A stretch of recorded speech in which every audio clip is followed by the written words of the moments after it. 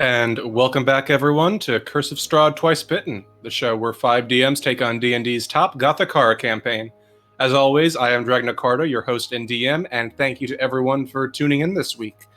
Unfortunately, just two small bits of news. First, unfortunately, due to a conflict, Kaya was not able to make this week's session, but we do wish her well and look forward to having her back in the next session.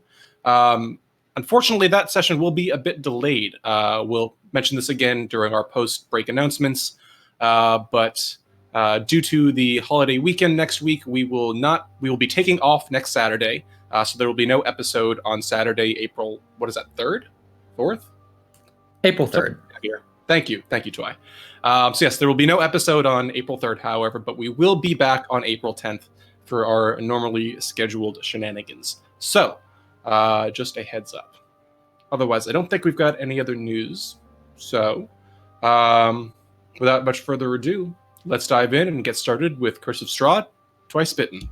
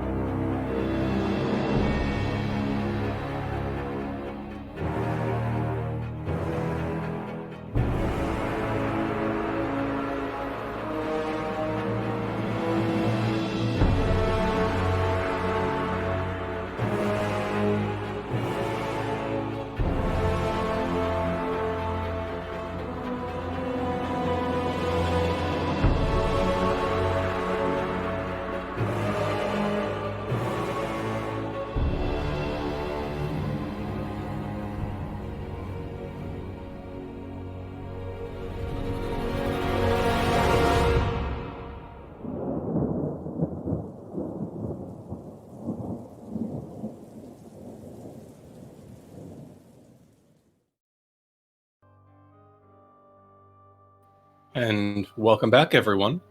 So, last we left off on Twice Bitten. In the wake of an explosive revolution in Vallaki that saw Baron Vargas Vlahovic stoned to death, his mansion burned to the ground, and Lady Fiona Voctor ensconced in a new position of power over the townsfolk, our companions fled town in the company of Victor Vlahovic, the only surviving member of the Baron's family, to find him sanctuary in the home of the Dusk Elf Casimir at a nearby elven encampment. With the wind at their backs, the travelers set off for Sayre Pool, there encountering Madame Ava, an ancient and slightly mad Vistana seer who told their fortunes through the chords of a Tarokka deck, foretelling a source of history, a holy symbol, a sword of sunlight, an ally against the darkness, and a guide to their greatest enemy. After hearing Ava's insights, the companions gathered to discuss their next steps. A silent conversation atop Esmeralda's map led to an agreement to first venture to the Blue Water Inn in Vallaki to inquire about the guild Ava had spoken of, and to ask Erwin Mardukov, the innkeeper there, about the feathered ones among the vines. Afterward, the companions agreed, they would travel to Kresk's Shrine of the White Sun to seek the Sword of Sunlight and the Abbey of St. Markovia, to both investigate other clues of Madame Ava's foretelling and to bestow the abbot with the wedding dress they had obtained. Soon, however, tempers flared when a dispute over Victor Vlahovic's fate forced Lillison to reveal her own history as a dangerous, quote-unquote, magic user sealed atop a tower for the safety of others. As Kiva regretfully retreated to the woods alone, Erthrendir joined Amity for a ritual, a seance conducted using Esmeralda's own Tarokka deck, to contact the spirits of Barovia for aid in the journey ahead. With Amity's guidance, the pair contacted the spirit of Madame Damia, of Vistana Seer, and gained the power to cast the augury spell. The spell itself foretold good omens in their close future endeavors, and, emboldened, Amity contacted the Wereraven ally that had joined them at Ezek's death, who told her to contact the owners of the Blue Water Inn for further information on, to use Amity's words, an old feathery leader that she believed could help the group destroy Strahd. That evening, after a sparring match that did a bit to raise spirits among the group, and a Vistana's story that to some extent lowered them once more, the companions turned in for the night, though Earthendir lingered in the waters of the Sare pool, then waded ashore, driving away a trio of lurking bats before turning in himself for the night. And so, with that, slowly coming to consciousness, the gray light slowly meets your eyes as you stir, the trancing elves meeting the others as they too come to consciousness.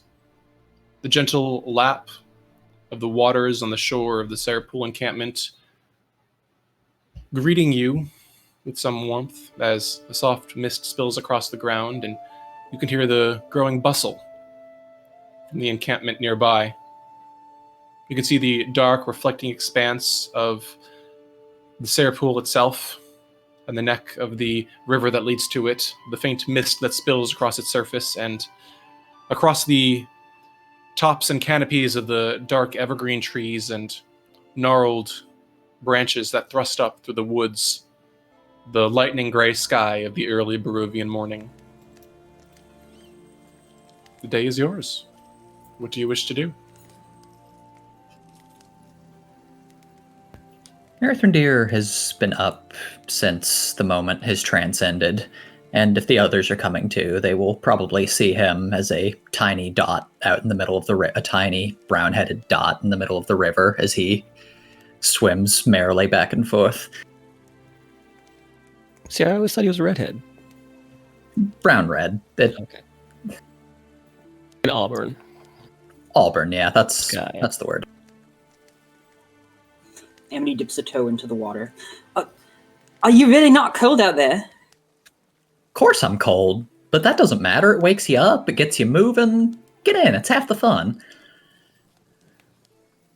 Amity starts very slowly putting a leg in, like 1 inch at a time.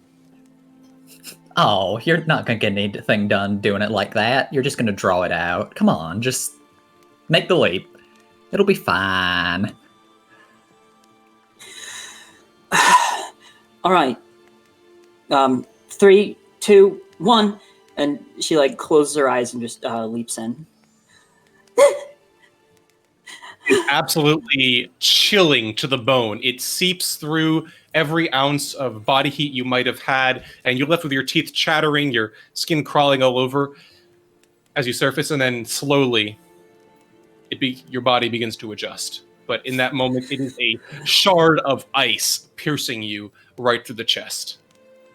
Amity immediately swims back to the surface, more sort of like a flailing toddler type swimming, because she's so cold. And all right, getting out. I am extremely awake now. Hey, Earthendir swims over to her laughing. Hey, you got the hard part over with. Give it a minute, it'll get warm, I promise. As they're swimming about, Metreon, who is remarkably not hungover, starts to stir awake, having just sort of passed out by the fire. Realizing this, dusts his coat off and sees folks wandering over to the beach. He'll go ahead and head over, and I assume Truffle is still on the beach. So if he is, yes. Yes, Truffle is rather anxiously kind of pacing back and forth along the shoreline, watching Amity and snuffling whenever she gets a bit too far away. Yeah, Metron will come and sit beside him and just pet his head.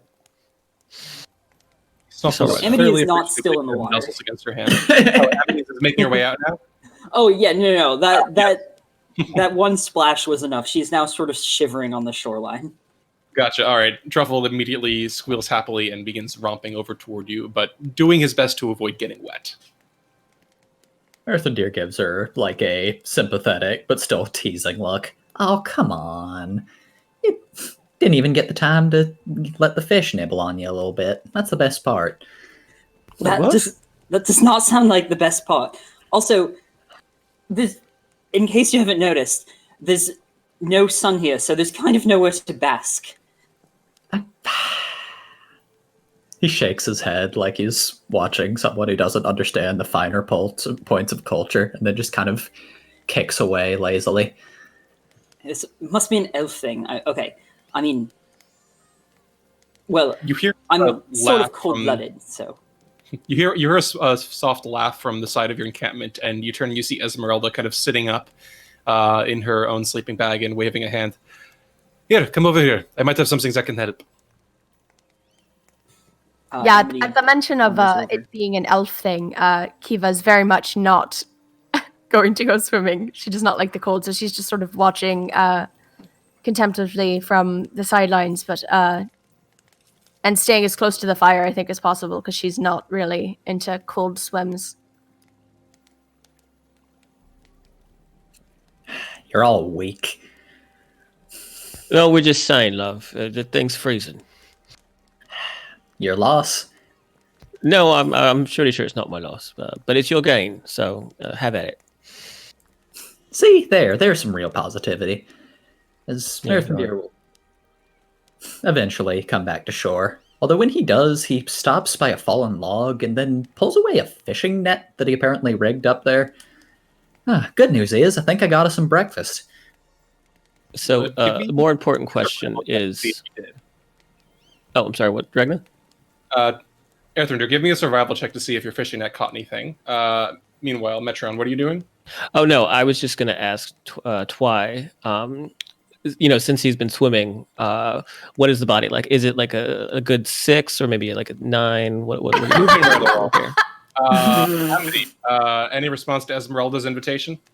Oh, yeah, as Amity's going to see what she has. All right. Question: did Amity dive in with her clothes, like small clothes? Not like her day clothes, but I guess Except for whatever swimwear. swimwear, whatever the medieval equivalent is. So as you approach, Esmeralda holds up a hand and says, "One moment. This might feel a bit strange, but it shouldn't be an issue." And she holds up a hand and moves her fingers in an arcane pattern while murmuring some words under her breath. And you watch as there appears kind of these spiderwebbing shadows across the front area of the clothes across your chest that they suddenly warm with a very kind of cheery, welcome warmth. Not quite dryness, but approximating that point. I can do it another time or two. Just a bit of warming magic, so I can provide something else as well if you prefer to change out of those.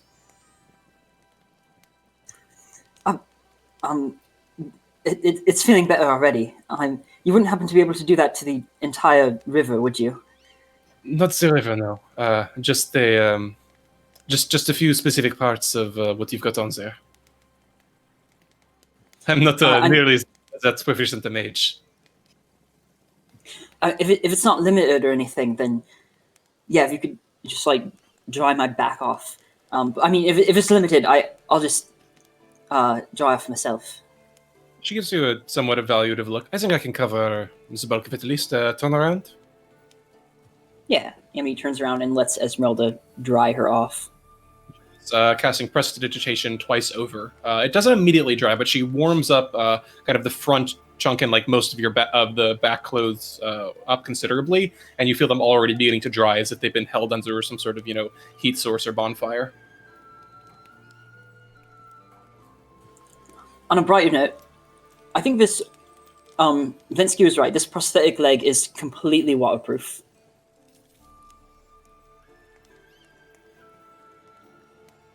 On other fronts, that is regrettably a 4 on that survival check.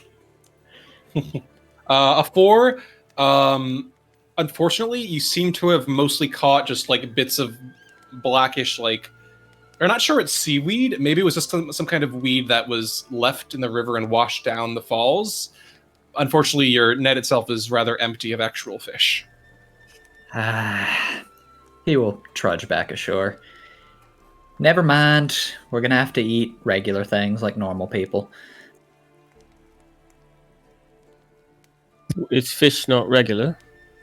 I mean, it is. It's just haven't had in a while. I was hopeful. But guess I shouldn't be surprised. And it's Barovia. They might have been vampire carp or something. I pull some out of the river and it's got it's got a 5 eyes and none of them are in the places where they should be. Right. Well, I guess we should be fixing to get ready then. Get out of here. Yeah, we got hit Velaki before it gets too dark. DM, is is Madame Ava's tent open? Does it look like it's dark or light or illuminated? Currently, it doesn't look quite as illuminated as it did before, but you think you see, a bit of flickering candlelight in there. It does seem to be likely occupied. Okay. Yeah, Metreon's going to go ahead and, as everyone is gathering their morning rations and getting ready to head out, he'll like gently knock on the wooden frame of the tent before going in. As you enter, I presume you're kind of knocking to show your respect, but asserting your authority as a guest by entering anyway. No. Just knocking on the thing, on the tent, just to see if she invites him in, he'll come in. If not, he'll let her sleep. You hear a familiar voice say, "Well, don't leave me waiting, dearie. Come on in." Right, just wanted to make sure he was decent. No, it's a bit much to ask, but it's do you I don't know, do you foresee any troubles on the road? Is there anything else you can give us before we go out?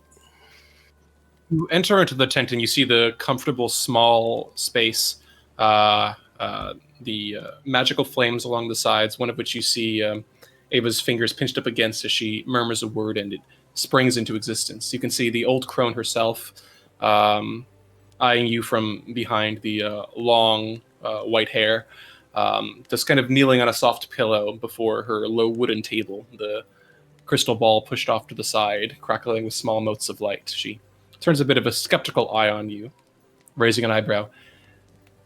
"My dear, there are limits to all persons' sights. But from the feel of it, perhaps you have one amongst your own who might be capable of foretelling such things. We all have our specialities. Hmm?" Oh yeah, I guess that's fair. Well, it doesn't hurt to ask, right? So I'll let you get to your morning, and thank you for the hospitality. And he'll very carefully start you back out of the tent, bowing his head a bit respectfully, and he'll head out. He watches you go unblinking. You think you hear a soft cackle as you exit, but you can't be sure. And the He candle shudders either way. All right. Is there anything else anyone is doing during this time, or is everyone just packing up camp and preparing to set off? Yeah, I think at ready to this go. time, yeah, just sort of packing up, but Kiva's definitely casting a wary, perhaps almost guilty glance at Lillison every now and again, just looking very much like she wants to say something, but just isn't. Lillison seems to be kind of keeping to herself, packing up her own belongings efficiently, and just rather quietly looking prepared to continue. She doesn't seem very open to engagement at the moment.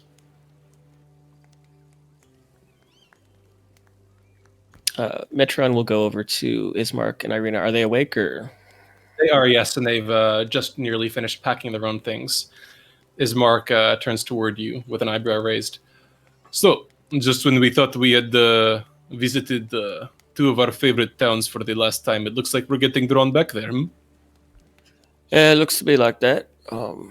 Irina, is you gonna be all right? Heading back over there.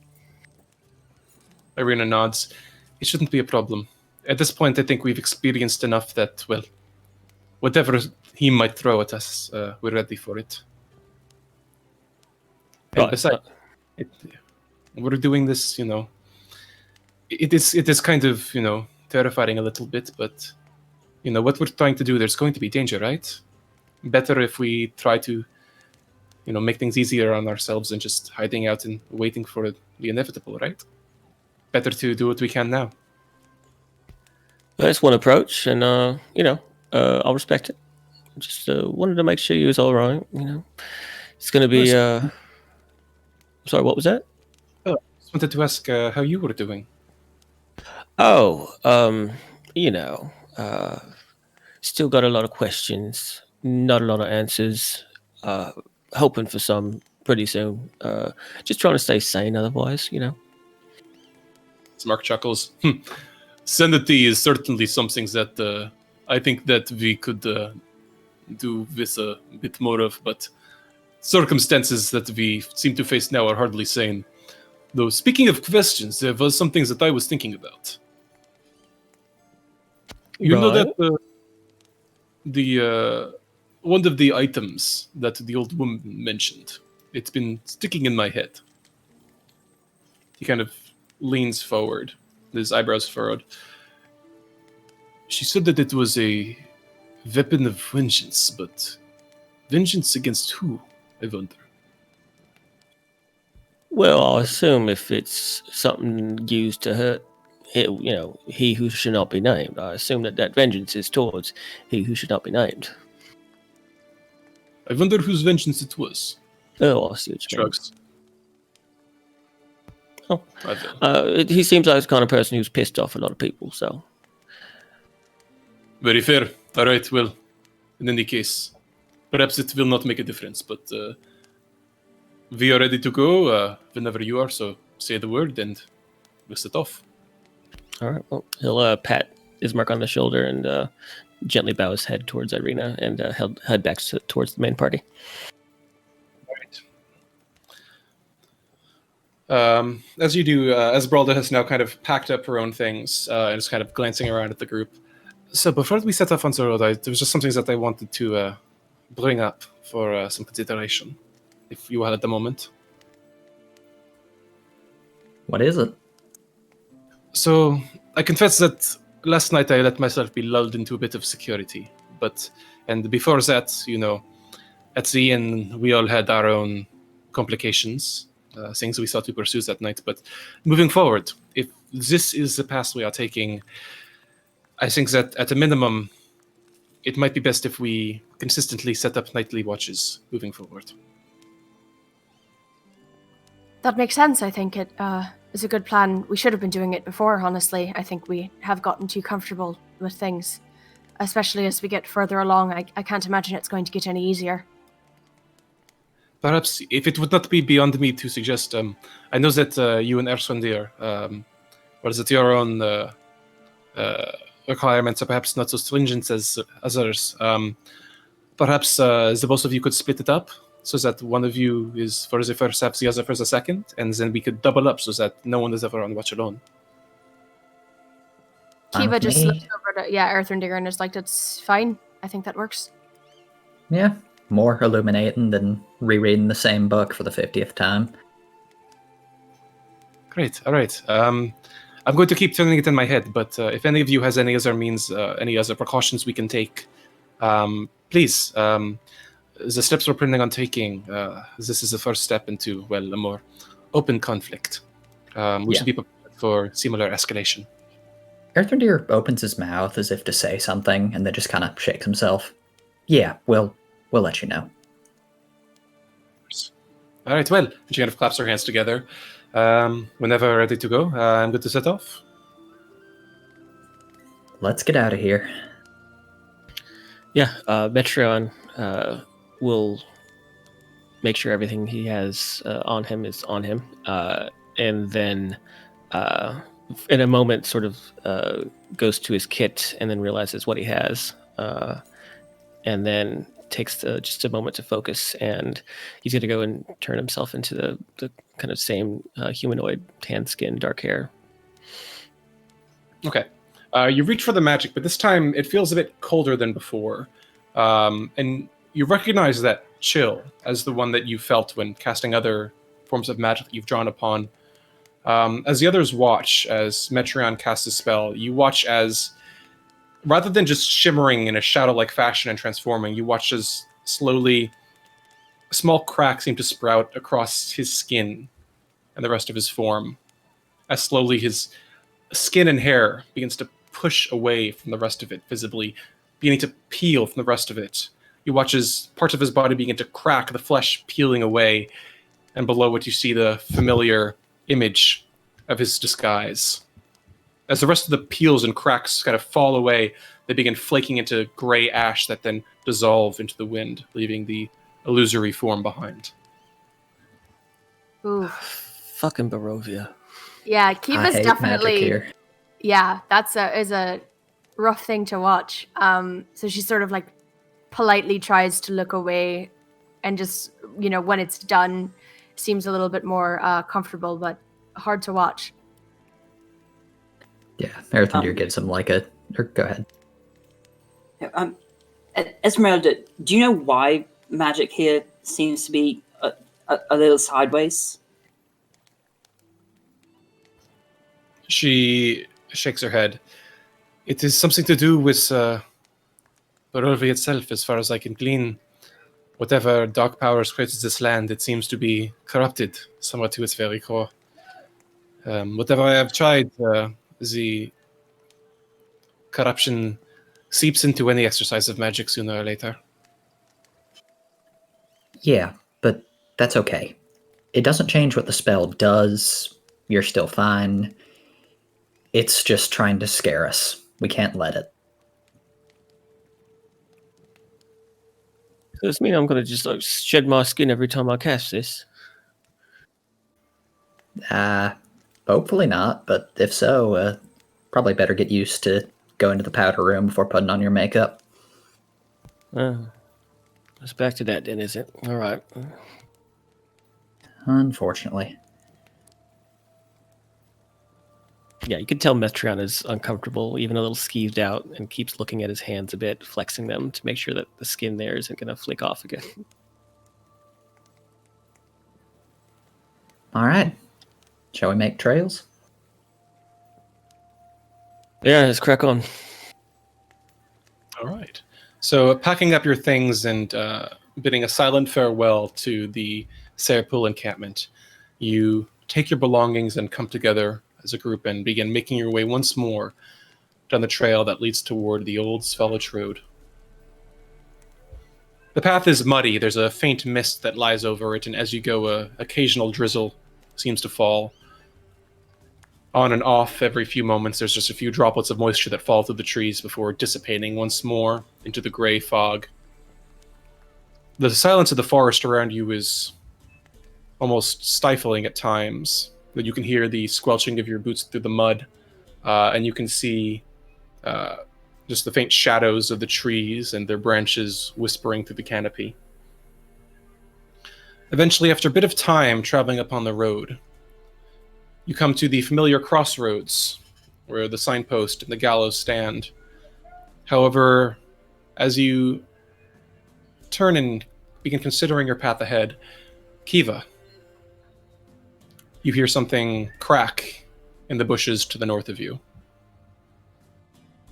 Yeah, she'll stop and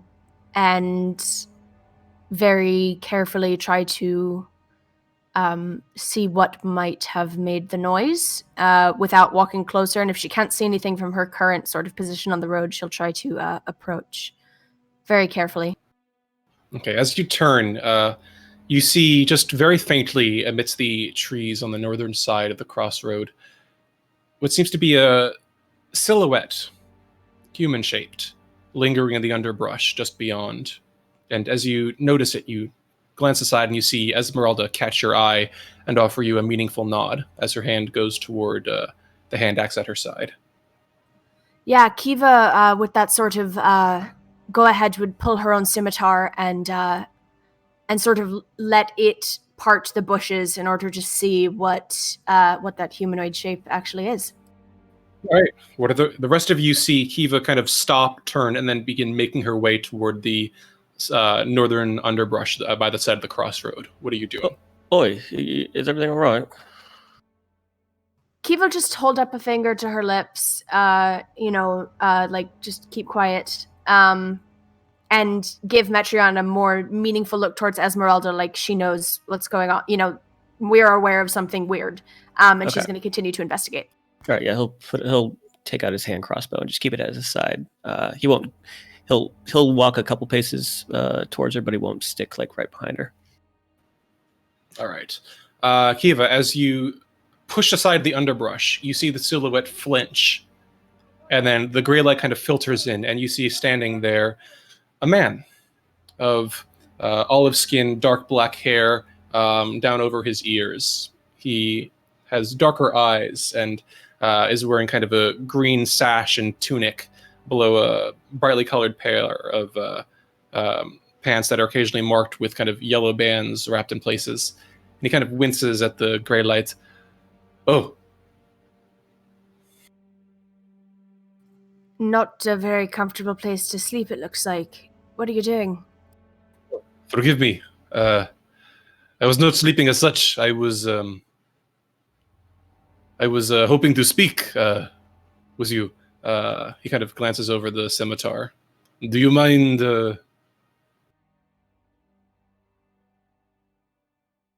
Well, I'm not going to lower the weapon if that's what you're asking. Why do you want to speak with me? He just shrugs. You can see that he, by his tone and dress, he certainly seems to be Vistana. I was curious about outsiders. Forgive me, I had heard word of your passing through the encampment. I was hoping to speak with you about the time you have spent outside. You see, I have spent much of my time here in Barovia, but forgive me, I was a bit shy. I did not mean to bother you. Sorry, it's just, we're a little wary of people wanting to get information about us, considering that we don't really know who's working with Strahd at all. You wouldn't happen to be familiar with him, would you? Personally, no. I have not met the man myself. Can she make an insight check to see what this guy's deal is, if he's being honest at all? Sure, by all means. Dirty 20. He is looking very shifty-eyed. You see a few beads of sweat on his forehead. His eyes keep dancing from like your face to your friends to like the satchel at your hip. He seems a bit twitchy, and there's nothing in his voice when he talks about Strahd.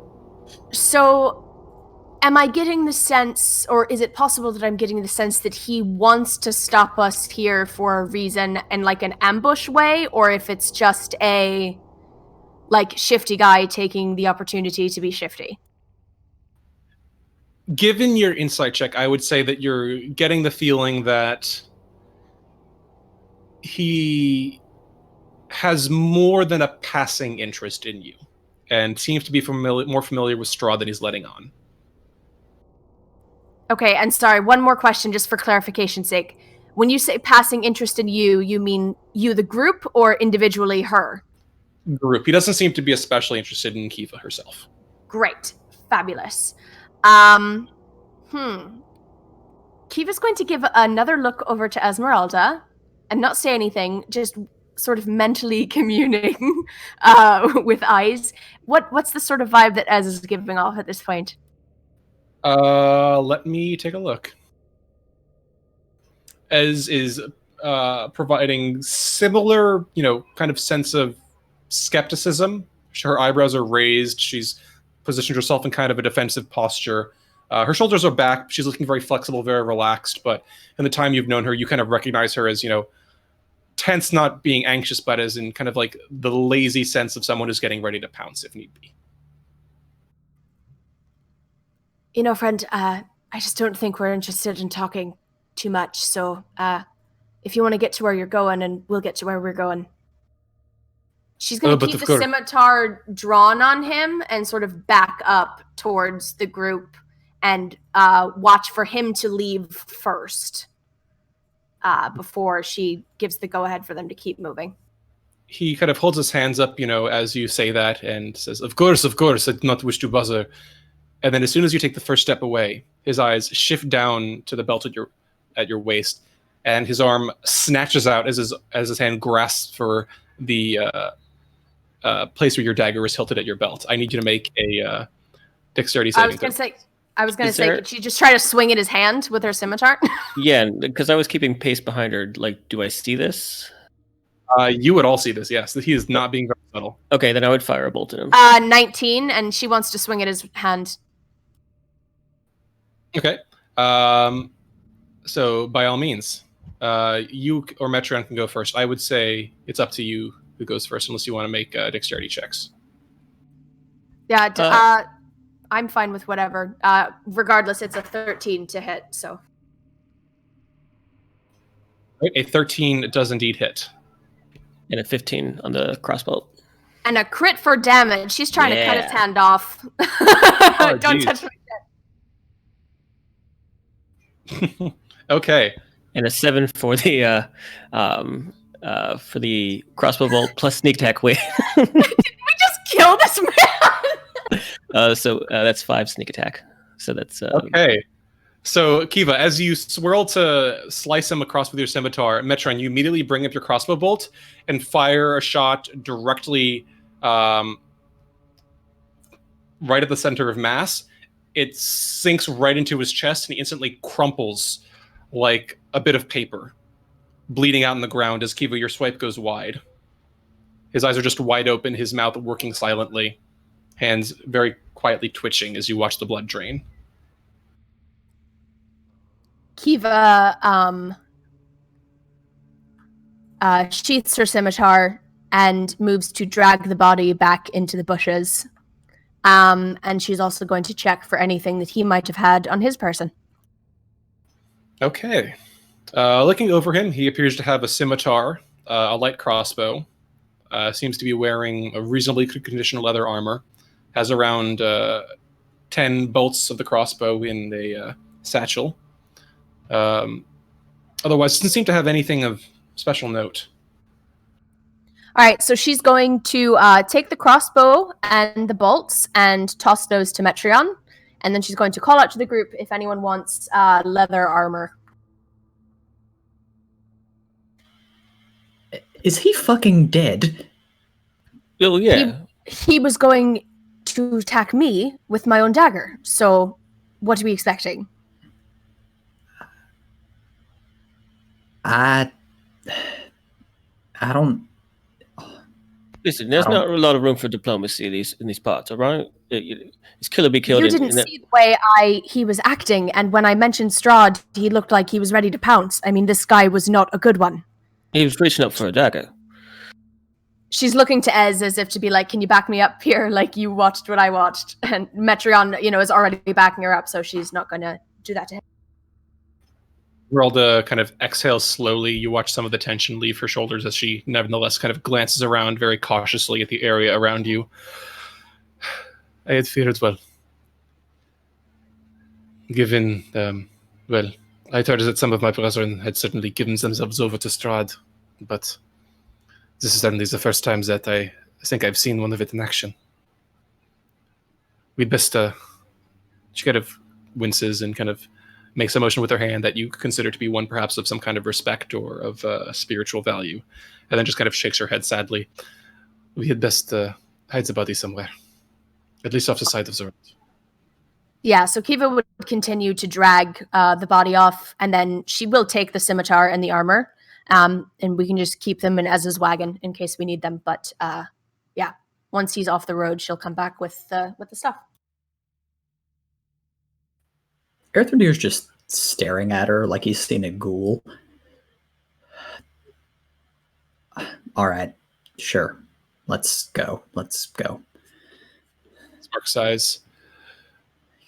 I suppose it seems a foregone conclusion that, he was a servant of the devil then. Presumably. Listen, next time you come face to face with someone who's going to attack you, I'll let you make the call. Are you okay, Kiva? Look, I'm fine. We have to do what we have to do to survive out here, and he was very clearly not someone who was going to help us. We don't have to scavenge his belongings. We could give the dead a little dignity. Look, he came for us, all right? Fuck dignity. He was going to take my things. What is wrong with us using something? I'm only taking it in case someone needs to use it. If you'd much rather me leave it, I can leave it with his body. Yes. You don't just... Earthendir's... If you think these things you grabbed will actually make the difference and actually help, then fine, fucking keep them. But if not, we are not looting people. Well, speak for yourself. I'm sorry, what did you think we did with the wedding dress in Valakai? What do you think we've been doing this entire time to try to survive? there's a difference. There's always a difference. We don't need this. Look, fine, you needed to kill him. I'm not going to debate that any further, but there can be a line, and that line is maybe not stealing belongings off of someone who isn't even going to get a goddamn burial. Give him that much respect. Why don't we need the armor? It looks solid. The armor can help keep one of us safe. He just puts his head in his hands. Amity, would it fit you? Maybe after we wash it and give some time. How about this? Maybe next time something like this happens, I mean, unless we're just completely caught off guard, maybe we can try to just knock them unconscious. I'm sure they'd have valuable information for us about, what the vampire's up to and all. Yeah, that sounds sensible. Yeah, we'll make sure to say do anything. that. She'll just sort of, very angrily fall back into step with like Ismark and Irina and yeah. All right, so no blaming anyone for what happened here, because I mean it was a surprise attack, and I mean well done for defending yourself. And it's going to be, well, the armor might be useful, but also,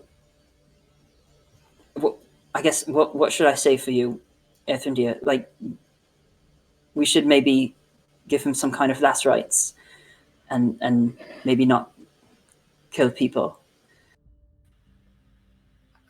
Amity's trying to just force compromise at all costs. I don't care. If this is fine, if this is the people we are now, then go take what you fucking want off his body. Oh, come off it. Kiva is whoa. Like, she's so out of nowhere for her.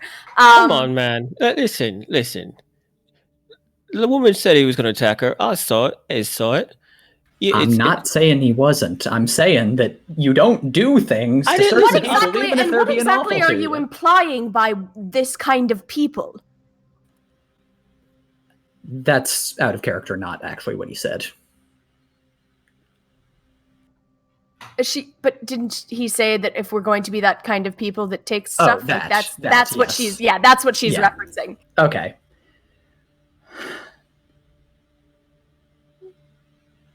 We're safe. We have supplies to get by. We all have weapons. Look,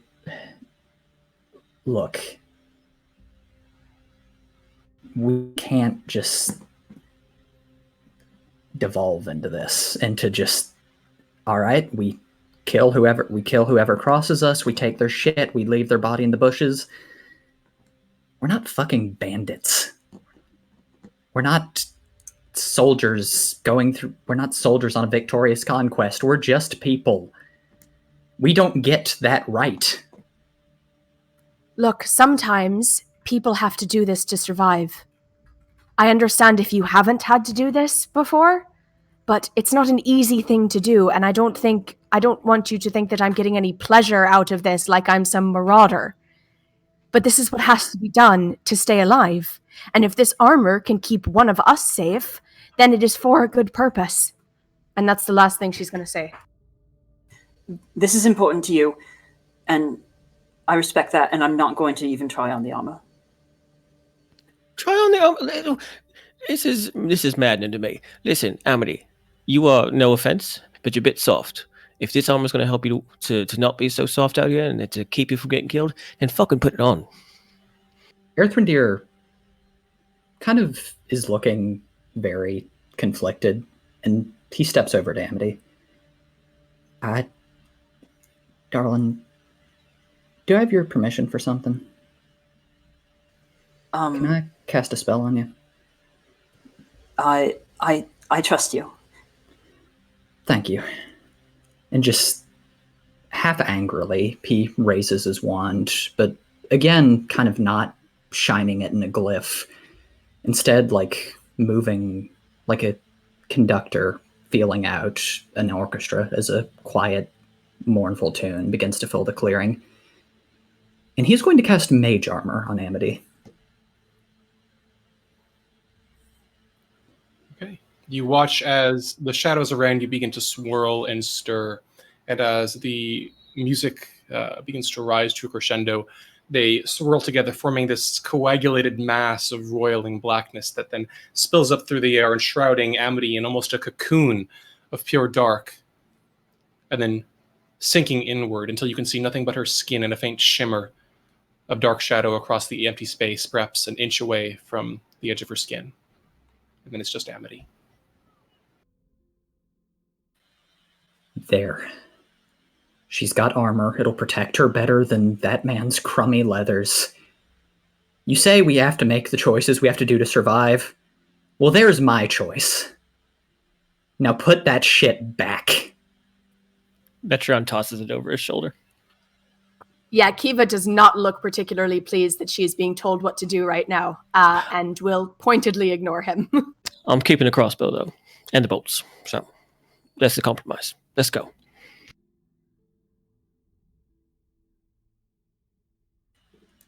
Yeah, let's move. Okay. With that, Yep. Or Amity sort of like pats herself. I guess, does she sort of like feel any different? This is magical armor. Yeah, right. Sorry. I should have told you what I was going to do up front. Yeah, I've been messing about with spells recently, and I figured out that I could do that one. So yeah, it should keep you safe. And I can do this for you every day if you remind me in the mornings. That's awesome. Thank you. I'm glad you like. It's something I've been uncertain about, but if it'll keep people safe, then yeah, thanks. All right, yeah, Amity will continue along with the wagon, not questioning how on earth Earthendeer knows this spell. As you continue on with the wagon, Kiva, you look over toward the driver's seat. You see Esmeralda kind of beckoning you over. A bit of a... Not a frown, but kind of creased, thoughtful eyebrows. Kiva will walk over and, as gently and almost like a lover, will say, "Look, I really don't need more judgment right now." It's not that, I promise. I do not offer any of that. Truth be told, I do not know, especially given that it was not your hand, that I would have done any different. So I do think that for tactical purposes, that interrogation might be effective in the future, but that is neither here nor there. That is merely a tactical consideration. What I meant to speak with you about was the way he was looking at you and the way he was moving. I don't think he had violent intent, but that does not mean that he was not antagonistic or a threat. From what you have told me, Metron, his wine was stolen by a wolf at some point. Is that correct? You think he was looking for more things to give to Strahd? Perhaps there are magics that allows the tracking of certain individuals by the possession of things that they have owned. I would keep a close eye on our satchels in case any of his servants should seek to intrude upon them. Yeah, Kiva looks very thoughtful for that, and after a moment she would ask, But why though? Right? Like, if you've already have an ear through Metreon, what's to be gained from me? Or is it just the more the merrier, or is it something specific he's looking for that he hasn't gotten from us through Metreon? That I cannot know. It may be that he's looking to have redundancy. It may be that he has some particular aims. It may be that he has some expectations that we will not always be in the same place. Or it might be even simpler. It might simply be that his servants are not being as actively directed and merely wish to accomplish their own goals. I cannot say for sure, but we should keep a close eye out. Yeah, she definitely takes that to heart, sort of readjusts her dagger sheath, readjusts the scimitar, tightens the backpack straps. When she goes back to the group, she'll also just say, like, in general, I think we should keep an eye on our personal belongings a little bit more. As raises a good point. With Metrion's wineskin, anything can be taken to help him, so just keep watch. Shit, I didn't think of that. That good shout. Oh man, you think that's what he's getting your dagger for then? Not to just stab you with it, but also to try and give it back to him. I think that's even more dangerous than trying to stab me with it. No, I think you're right. We really, really ought to be careful because he doesn't have to kill us. He can just watch us the entire time. We definitely need to be more cautious. He's already doing that. Well, he's got an ear through me, but if he gets more ears... No, I mean, like, everywhere we go, the animals. I was out swimming last night, and there were 3 bats watching us sleep. So we get to where we're going as fast as we can, and we just keep moving. Yeah.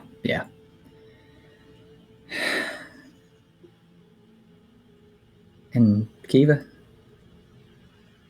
I'm sorry.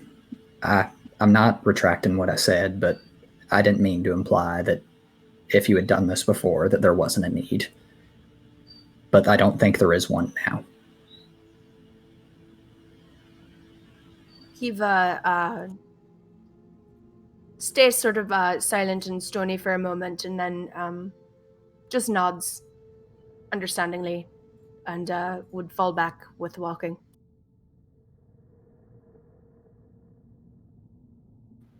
Okay. And with that, the wheels of the wagon pick up once more as it begins rattling its way down the muddy earthen trail of the old Svalich road. You follow as once more you pass into the trees, leave the crossroads behind. You follow the trail leading on a familiar route as it bends southwestern and then western and then northwards again as it begins winding up along the meandering mountain trail. You pass through trees and between craggy cliffs as 30 minutes go by, 45. After perhaps an hour of travel, you realize that your presence in this dreary land has not gone unnoticed. A raven follows you for several minutes while keeping a respectful distance. Amity. Yeah? You think it's one of them friendly ravens, yeah? Maybe it's been trailing us for a bit. Is there any way to know whether any animal that's following us is friendly or whether it's just more eyes and ears for the vampire? Well, no, that's what I'm asking you. All right. If it keeps following us, I'll see if I can ask it. But I guess ravens can lie. Well, yeah, but I feel like a bird probably can't lie very well. Amity begins ritual casting Speak with Animals. Okay. You continue on forward, passing between the trees as the road bends around the base of a spur of a southern mountain. And as you continue casting the spell and reach the end of the ritual's completion, more ravens begin to take an interest in you.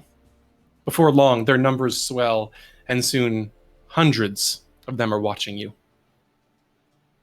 Their wings beat slowly and quietly in the wind overhead as the many black-winged forms just keep a respectful distance, following in the chill gray air above the mountain road.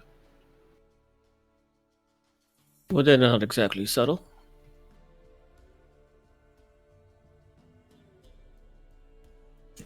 As the ritual, gracious. as the ritual completes, Amity looks behind her and says, "Excuse me, are all of you friendly ravens, or are any of you working with the vampire?" She's gonna squint and try to do a harsh insight check on the response. I would say that at this distance, and given that they are ravens, I would say make a perception check with disadvantage. This is purely to see if they have hostile intent. It's a bit, That'd be an 8. As best you can tell, they seem to be simply acting as birds. They're not swarming. They don't seem to, be doing anything other than keeping a quiet, watchful distance. As you call up to them, none of them seems to respond, but they are not necessarily close by enough for your words to carry well.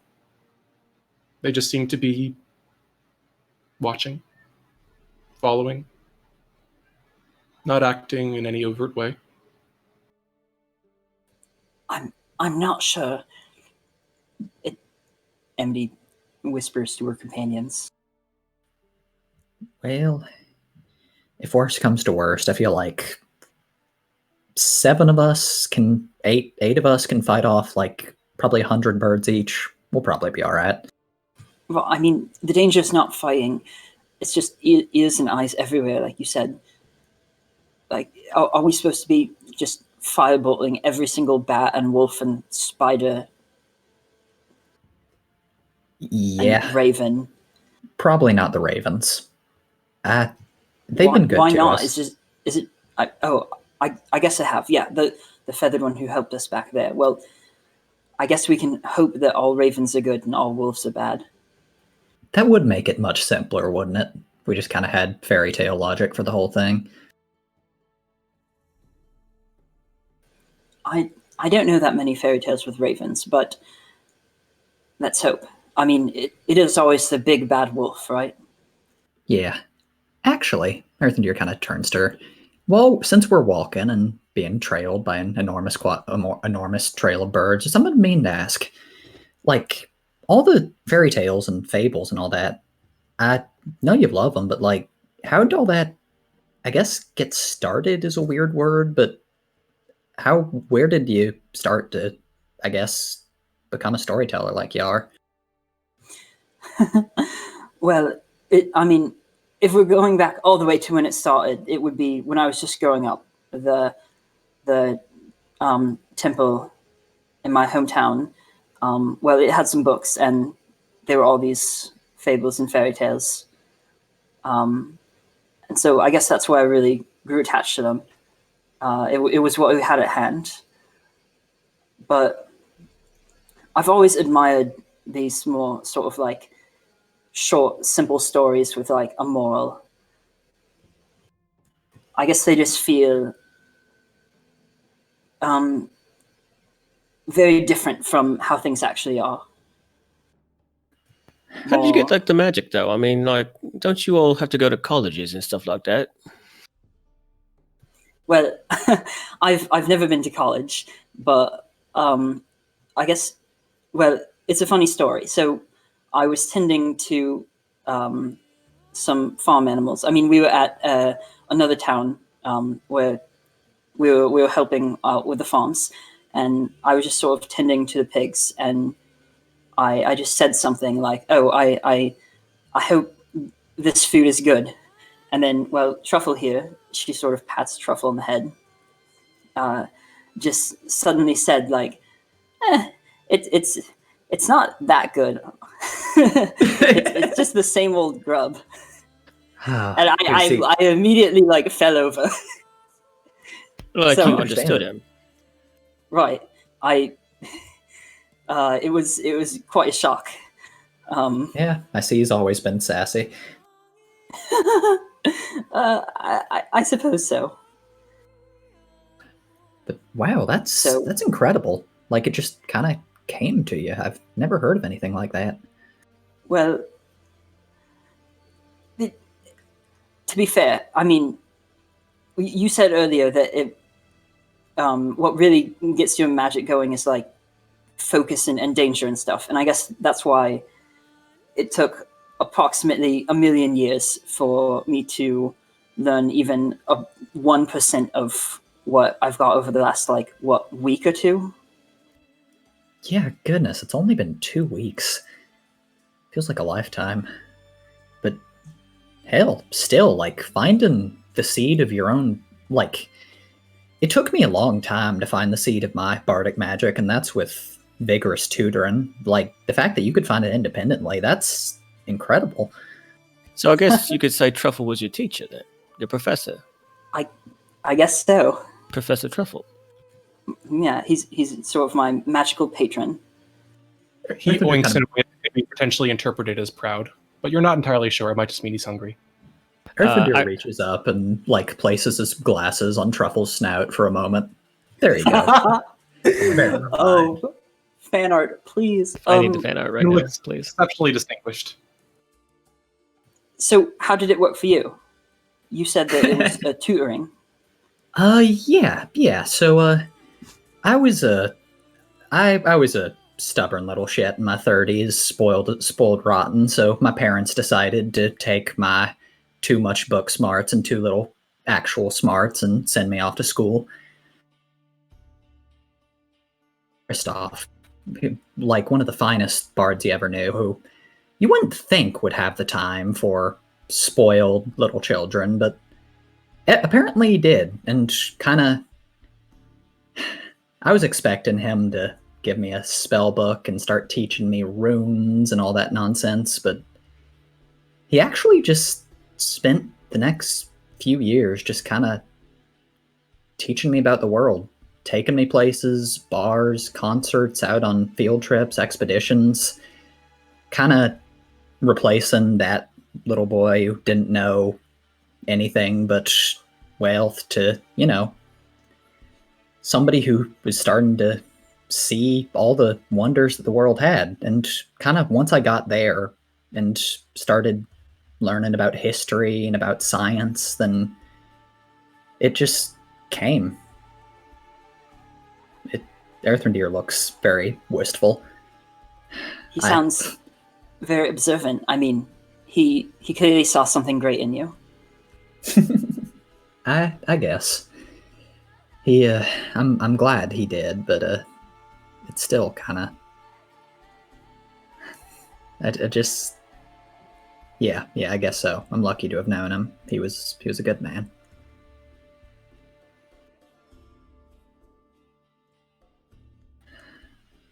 But, what about? Oh, how dare Lillison's player not be here for this episode? What about you, Kiva? Kiva, she's still sort of funky. I wish she's still sort of in like a bit of a funk. So she sort of just looks up distractedly and is just sort of like, what? Sorry. Oh, we were talking about how we each sort of found our magic to start with. Oh, well, I wasn't always able to do magic. When I was sort of younger, the only thing I could do was like shock people. She sort of like, holds up her hand and like there's a hint of like a little bit of that arcing electricity that just like comes off her fingertip very briefly. I've really only found my magic here, so I'm not really sure what the reason for that is, or even if I'll have it outside of here. Maybe it's just a Barovia thing. Nah, I know magic. Once it's out, it doesn't really go away. Well, that's good to know. Maybe it'll be a little less frightening outside. Yeah, no, that was my thought. I was gonna say, like, first thing I do when I get out of here, well, like, fifth thing I do when I get out of here after I do ascending to Myrrel and make some tracks and all that, is to try a healing spell to make sure that it doesn't sting like a bee anymore, because I am so sick of that. Yeah, it's really irritating. She looks like almost wistfully for a moment where magic stops being the most frightening thing during the day. And Metreon can stop looking like his skin like he's never used lotion a day in his life. Yeah, I'd really like for that not to be the case. And He flexes his hand again. How long has it been, Dragna, that we've been traveling? About. I would say that you've had to cast it at least once now. Okay, yeah. So yeah, you guys would see him shake the flakes off, and then more flakes fall off as he goes from olive to pink and back again. Ugh. Yeah, I'm not gonna get used to that for a while. Yeah, well, let's hope we don't have to. Let's hope we're out of here before you have to be. Like a cicada. What? Well, you know what a cicada is? Never heard of them. Oh, well, they're these little bugs, and they only come out, was it like once every 13 years or something? They make a lot of noise, and then they leave behind these little husks, these little, I don't know what you call them, like dried skin skeletons. And they just kind of like, you see them when they populate, they apparently, they grow on trees, so you just see like these trees full of just dead skin skeletons of these annoying little bugs. That's fascinating. Oh, goodness gracious. I'd love to see that. Oh, it's real creepy. I'm surprised Barovia doesn't have them. It's super annoying. Well, At this point, you've rounded the edge of the forest, and you see yourself beginning to move down the trail. In the distance, you can very faintly see the bridge of Zare Falls coming into view. Oh, look, your favorite waterfall. it is not my favorite waterfall. It's like number 4. Thank you very much. On the fact that you have a ranking. You know what? I told you I was going to be mean. I'm not going to be mean. Yes, it is number 4 on your list of most popular waterfalls. Well, is it still his birthday, or was it his birthday yesterday? I thought it was only Well, lasted I as long promised as the 24 day. hours or whatever it was, sun up to okay. sundown. So, Yep. We've got a little time before it goes back to normal. Don't worry. It's just, the well is filling up. He glares. That sounds snide to me. What? You haven't heard snide then. Must be an awful shallow well with how things are normally. You see Metron is like just sucking on his teeth a bit, just wanting to say something back. Kiva just comes over and just rubs the back of his shoulders like the coach for the fighter in the ring. She's just like, you can do it. You just got to be strong. Not much longer now. Mm-hmm. Let's crack on then. Let's keep going. We've got a thing to find. What did we find again today? What was it? What was the fortune again? Something about a weapon. Well, we're looking for Kresk, but before that, we need to get in touch with our ally and see if we can figure anything out about this guild maker. But yeah, I'm with you. Let's crack on, Mr. Dandruff. Mm-hmm.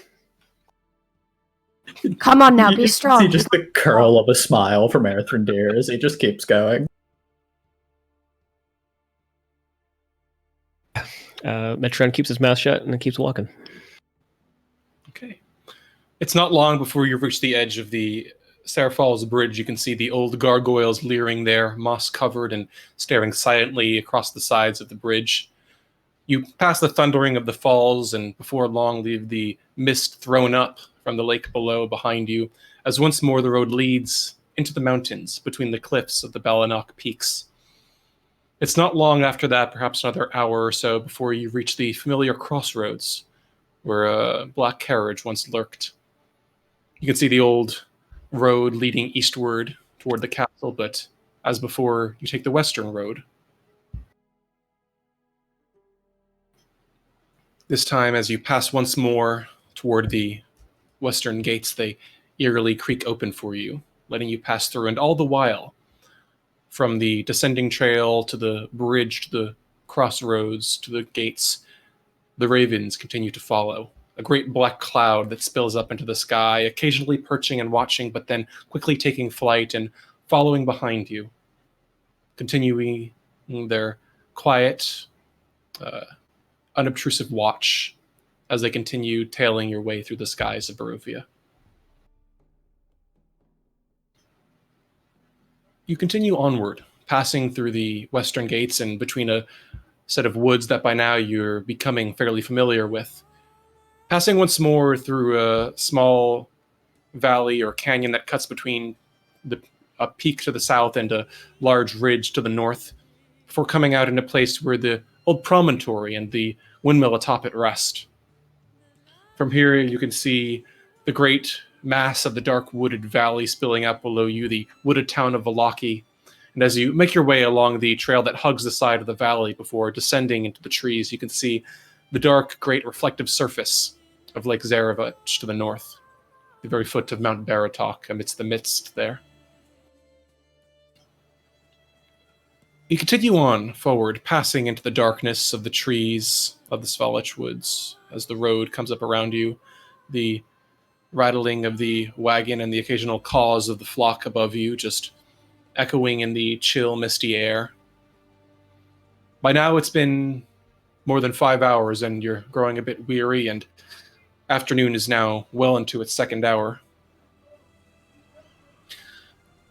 As you continue approaching to a place where you recall being perhaps no more than a 45 hours walk from Vallaki's gates, you hear a stirring in the woods.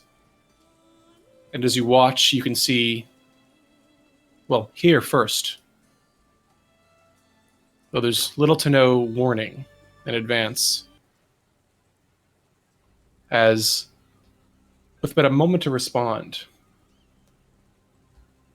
from the northern end of the path, you see, from the mist, a snarling wolf the size of a grizzly bear step out of the fog. There's a pause as the two of you evaluate each other, and then, without warning, through the mist, it leaps through the air toward Amity, its dripping, tooth-filled maw open wide. I need everyone to roll a quick initiative for me. Whee! Oh, great. Hey. Will give me a dexterity check, please. And we need an active encounter. Just a simple 2. dexterity check will do.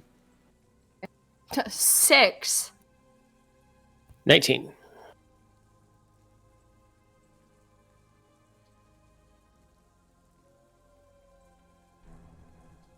Ten. Okay. With that, as the wolf spills through the air toward you, soaring through the mist, Metreon, you're the first to begin moving to your weapon and respond. But as you do, acting even quicker, you see the swarm of black feathered forms above you immediately swirl like a typhoon and swarm down toward this massive wolf in a tearing mess of claws and beaks.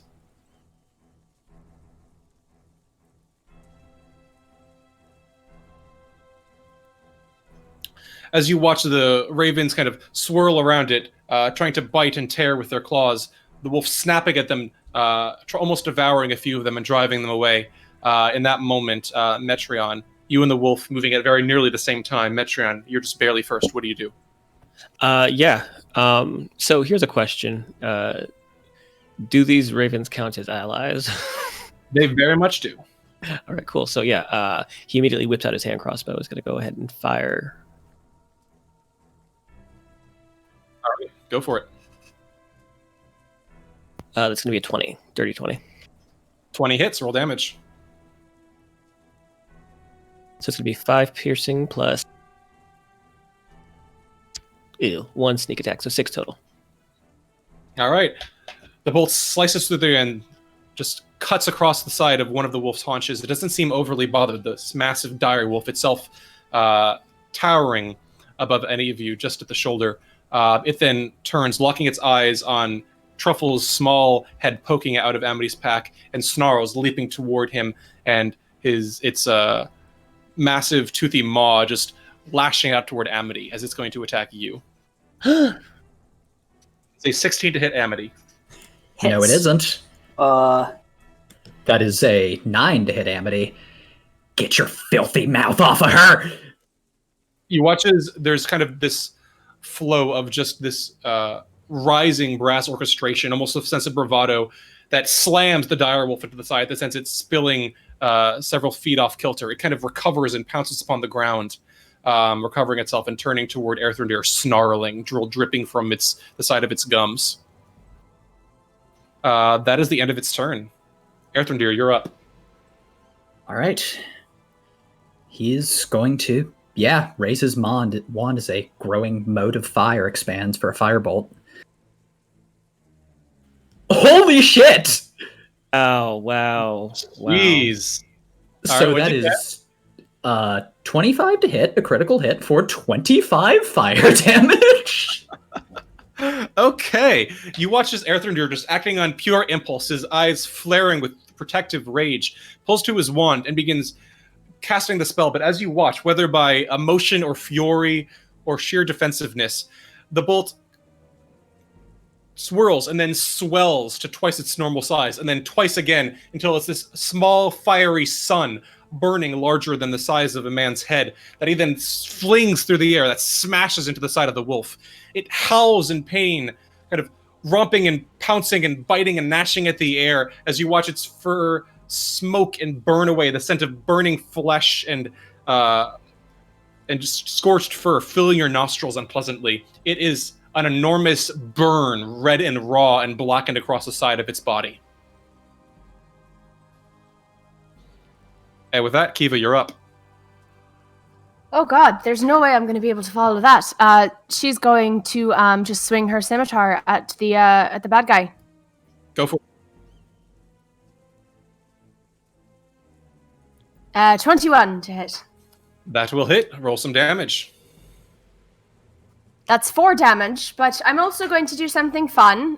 First time for everything. So she's going to expend a spell slot and use Divine Smite. That is fun. All right. Nice. 10 radiant damage as she draws upon the power of her love. No, I'm kidding. Yeah. Sailor shit. Some divine smite, Sailor Moon shit. All right, beautiful. You watch as she swirls her scimitar through the air and then jams it right into the side of its shoulder. It kind of stills for a moment and then whips its head toward her, baring its massive teeth. And then you watch as the sword burns with this blazing, radiant flare, scorching through it. The wolf whines and yelps. You watch as the flesh is scorched with radiance, and then Kiva yanks the scimitar free of the flesh, and the wolf falls unmoving onto the ground. You watch as the swarm kind of whirls away, cawing quietly, and then takes up their positions in the trees once more, looking on with quiet interest. Yeah, Kiva immediately looks over at Amity and Truffle to make sure that they're both okay, especially Truffle. Can't have anything happen to the little baby. Little baby professor. Yeah, Amity is in sort of the bodyguard pose protecting Truffle. They seem to be nary a scratch. Earthender's just staring down at his wand like he's grown a third limb. What the fuck? What? Oh, Kiva, you did it. That's new. Yeah, it's same with you, Randy. Both of you just unloading right there with a lot of power. Yeah, I didn't. That's not good. Okay. But yeah, no, well done, Kiva. Yeah. Yeah, Kiva is sort of like in that calm down moment where she didn't actually realize what happened, so she's looking a little like, "What are you talking about?" And it's like, "Oh my God, yeah." She looks over to Esmeralda. She's like, "Does that the holy warriors you were telling me about, is that normal?" Her eyebrows are up in her head, and she's got kind of like this very, appraising smile. That is precisely what I have seen them accomplish. Well, that's good news. Glad it's a good thing. We'll hopefully keep it going then. Well, what are the ravens doing?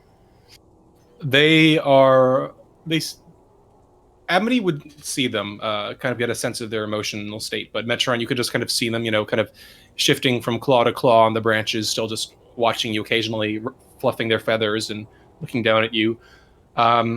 Amity, you get the sense of some kind of like quiet satisfaction from the way they're looking at you, but you can't quite tell how. But they seem to be just all of the tension and the fury that they had brought to bear on the wolf seems to have dissipated.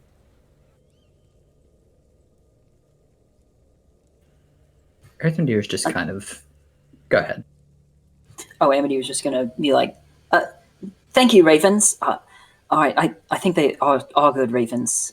And Earthendeer Kiva, that was amazing. Yeah, I guess so. Thanks, Amity. I'm glad you're all right. God, I thought this was gonna work. I didn't think it was gonna do this. But what do you mean? Forget about it. We should get moving. It's nothing. All right. And as Metron turns around, he takes up his hand crossbow and salutes the murderer. What is it? What are a group of ravens called? A kindness. A kindness. Yes, thank you. He salutes the kindness of those ravens and turns and starts to follow the others. I thought it was Amazing. an unkindness. Yeah, I thought it was an unkindness of ravens. I might have heard it wrong the whole time. Maybe these are a kindness because they're good. Because they're allies, right? Yes, the kindness of ally ravens. Perfect.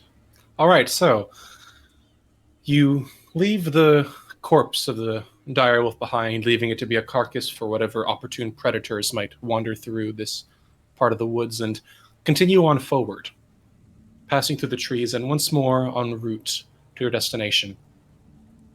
Keeping an eye on the woods for any other scavengers or anything that might be lurking there, but rather gratefully, it's not long before you arrive safely outside the palisade walls of Vlaki.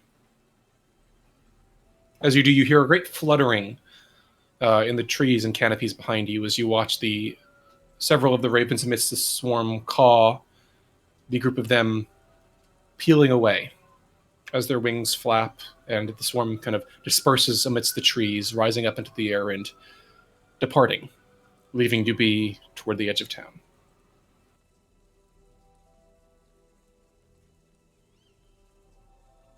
Well, it's nice to know we have an escort.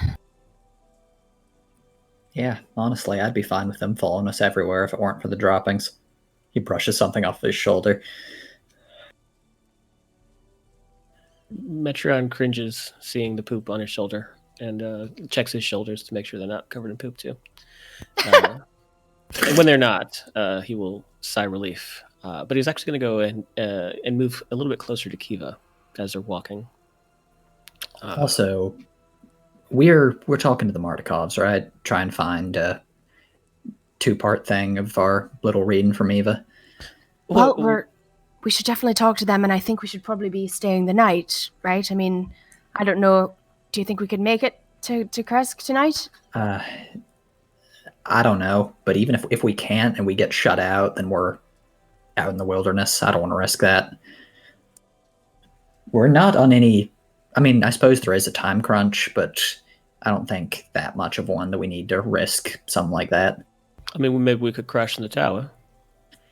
That's a point. Right. That's right in between. If Dr. Van Richten's out, then yeah.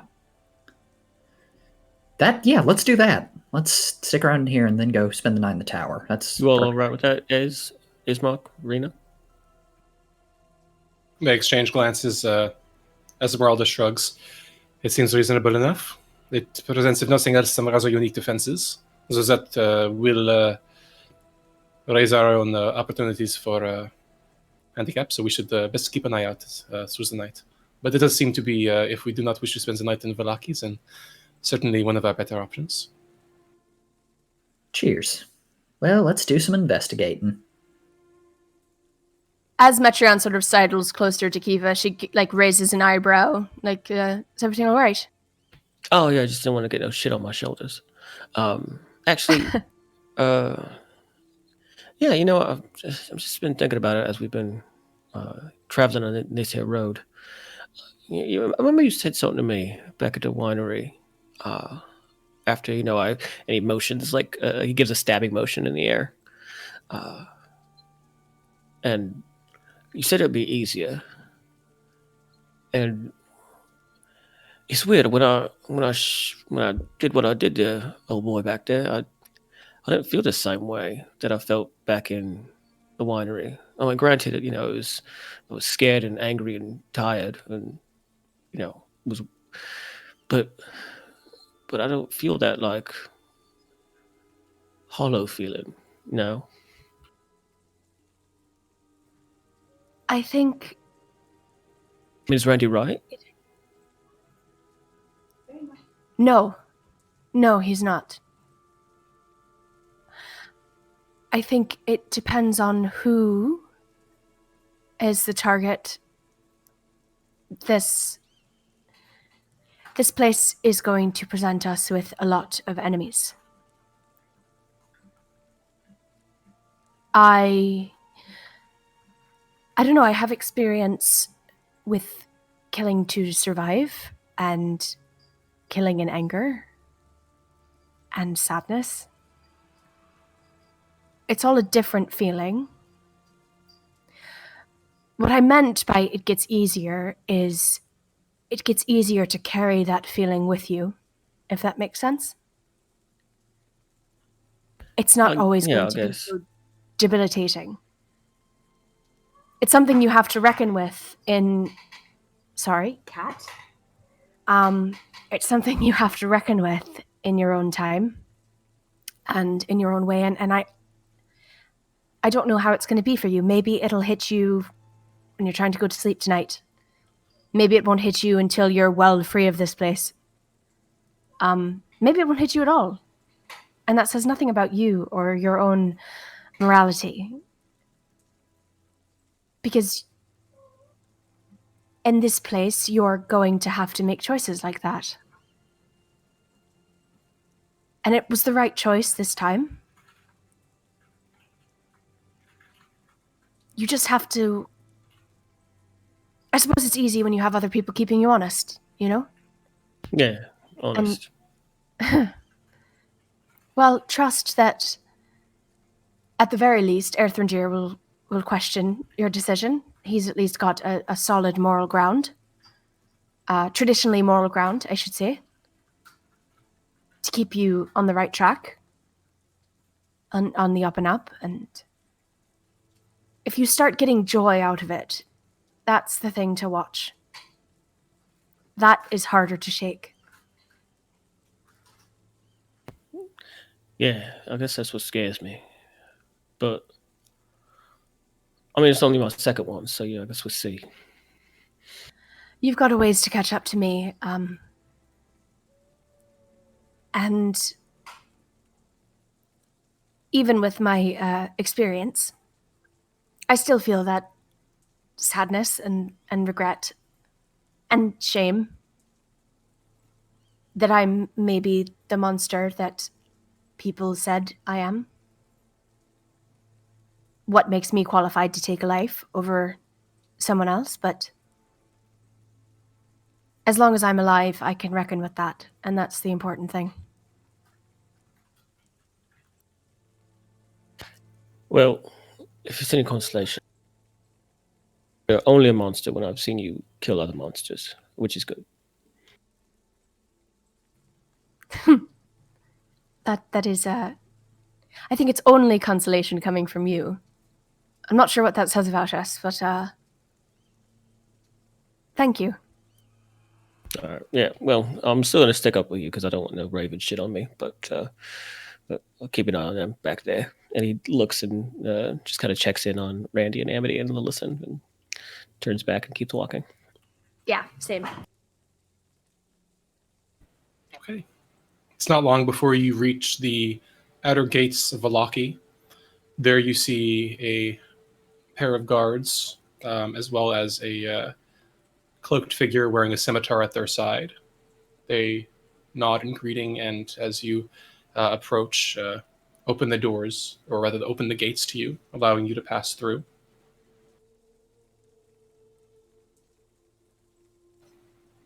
You continue on forward, passing through the town, which you see is rather quiet still.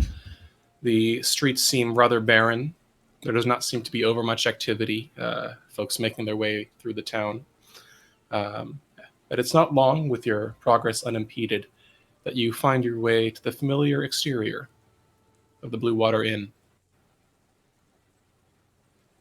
See the old tiled roof, the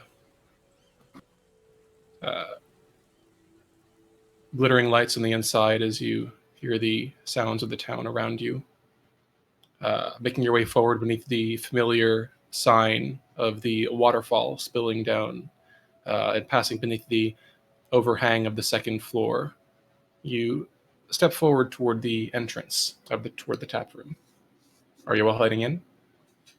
Yeah, just as a question though, does it look like there's been any more even cosmetic changes to the city? Looking around the area, there doesn't seem to be. No, there was a bit of a familiar, sense of tension, but you felt that before. There doesn't seem to have been any notable architectural disruptions or anything like that. Okay, yeah, we'll just I'll go with the others, but I assume we head in. Okay. Yeah. You pass your way inside, a small bell chiming as the door opens into the tap room. Passing within, you can see the tap room itself seems to be lit by candles in the dim light, but there's no sign of Erwin or Danica. But as the bell chimes, you hear a door open on the upper floor, and Erwin pokes his head out of one of the upper balcony doors. Oh, you've returned. Please, I'll be down in a moment. And he begins making his way down toward the staircase. Kiva just sort of sets up at what is becoming her usual table in the Blue Water Inn. Yeah. Metron sits at his spot at the bar. He's kind of The Cheers theme song playing. Exactly. Yeah, he's the norm. Yeah. Earthrim flop at his usual booth. Amity will just flop next to him. Everyone's just flopping in their seats like fish out of water. You certainly seem to have had a long journey, I presume. None the worse for wear, I hope. Nothing that managed to hurt us.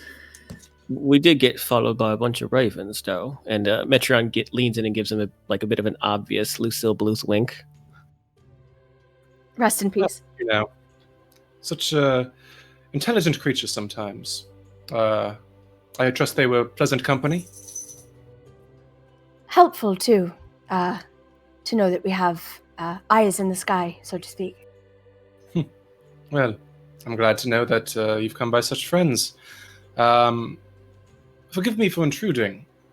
I heard from a mutual friend of ours that you had some questions for me. Would you like to discuss them now, or were you hoping to stay the night, in which case we could discuss them later?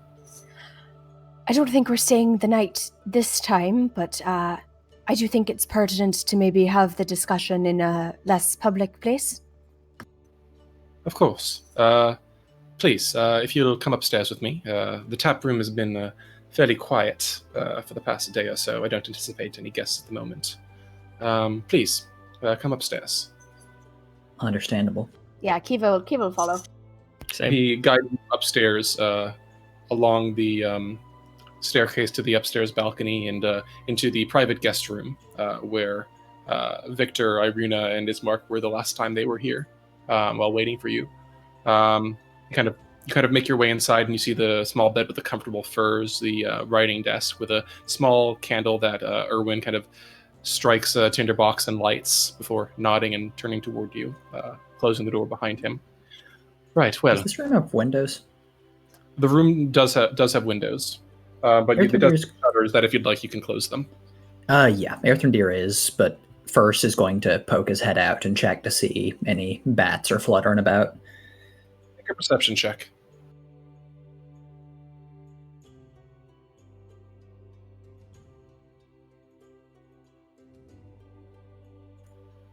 Natural 1!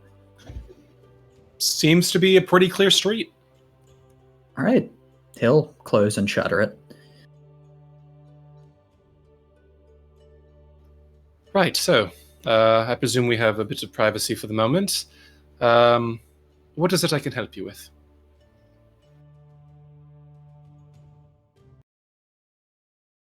We've Well- received.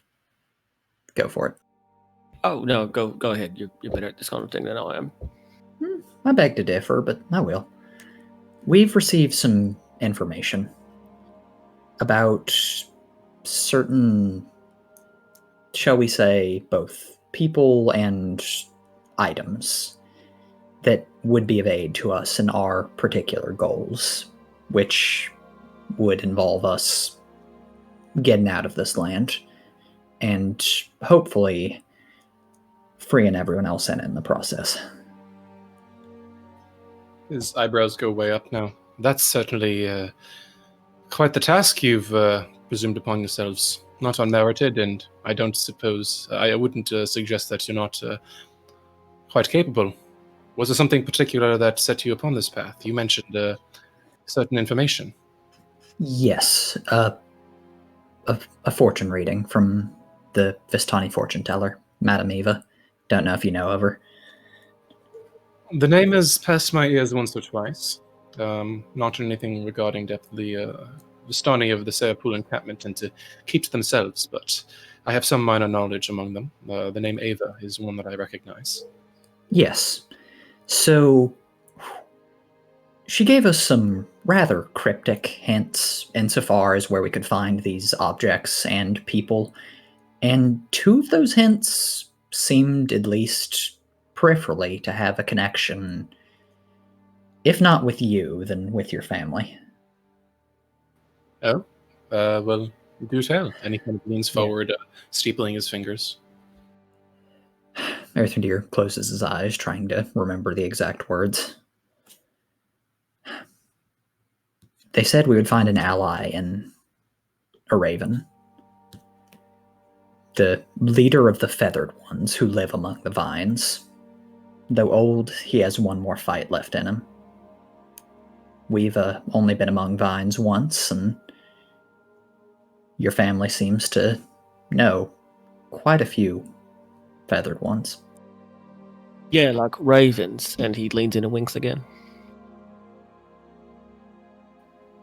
A bit too heavy-handed there, Metreon. Oh, I'm sorry.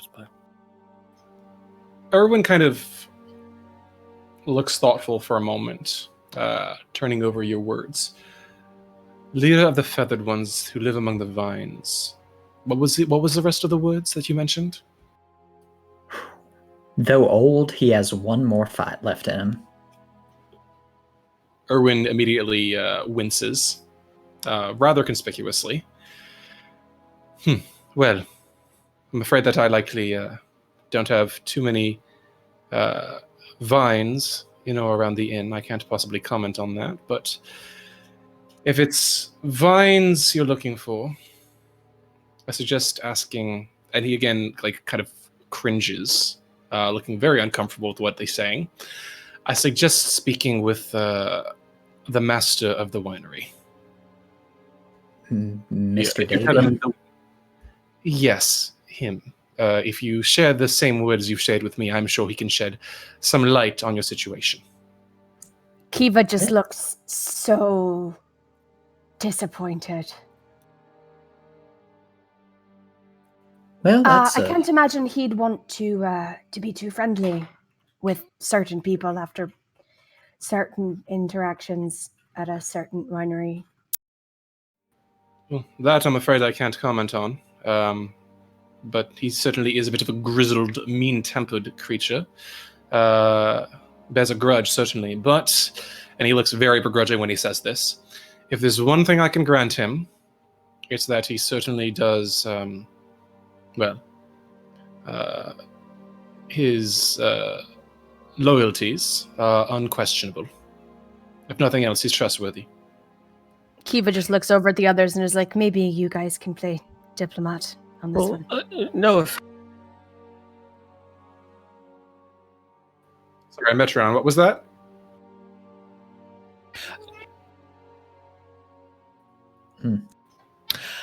Yeah, so I mean, he's trustworthy and all that, but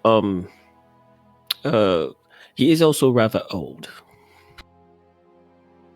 He Is indeed. He's seen quite a few things.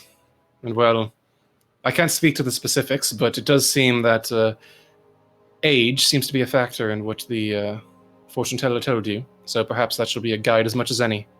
Well, Though, yeah, but what I'm give saying a bit is, of a mournful look. I cannot confess to being any more pleased with the prospect of where she seems to be leading you than you seem to be. well, yeah, I mean- it's just more, like the, if this person's supposed to be helping us defeat the evil, I'm just, a little. Wait, no, he's supposed to tell us where the feathered one is. Unless you think he's somehow feathered, metaphorically. Leader of the feathered ones. And Earthwinger just kind of cocks his head at Erwin. Erwin has a very... You don't need an insight check to tell that Erwin has a very innocent face right now. So, would you care to, elucidate us on what that means before we have to force it, before we have to try and get it out of your father? He looks thoughtful again, frowning. Make a persuasion check for me. Sure. And I would say do it with advantage. Alrighty.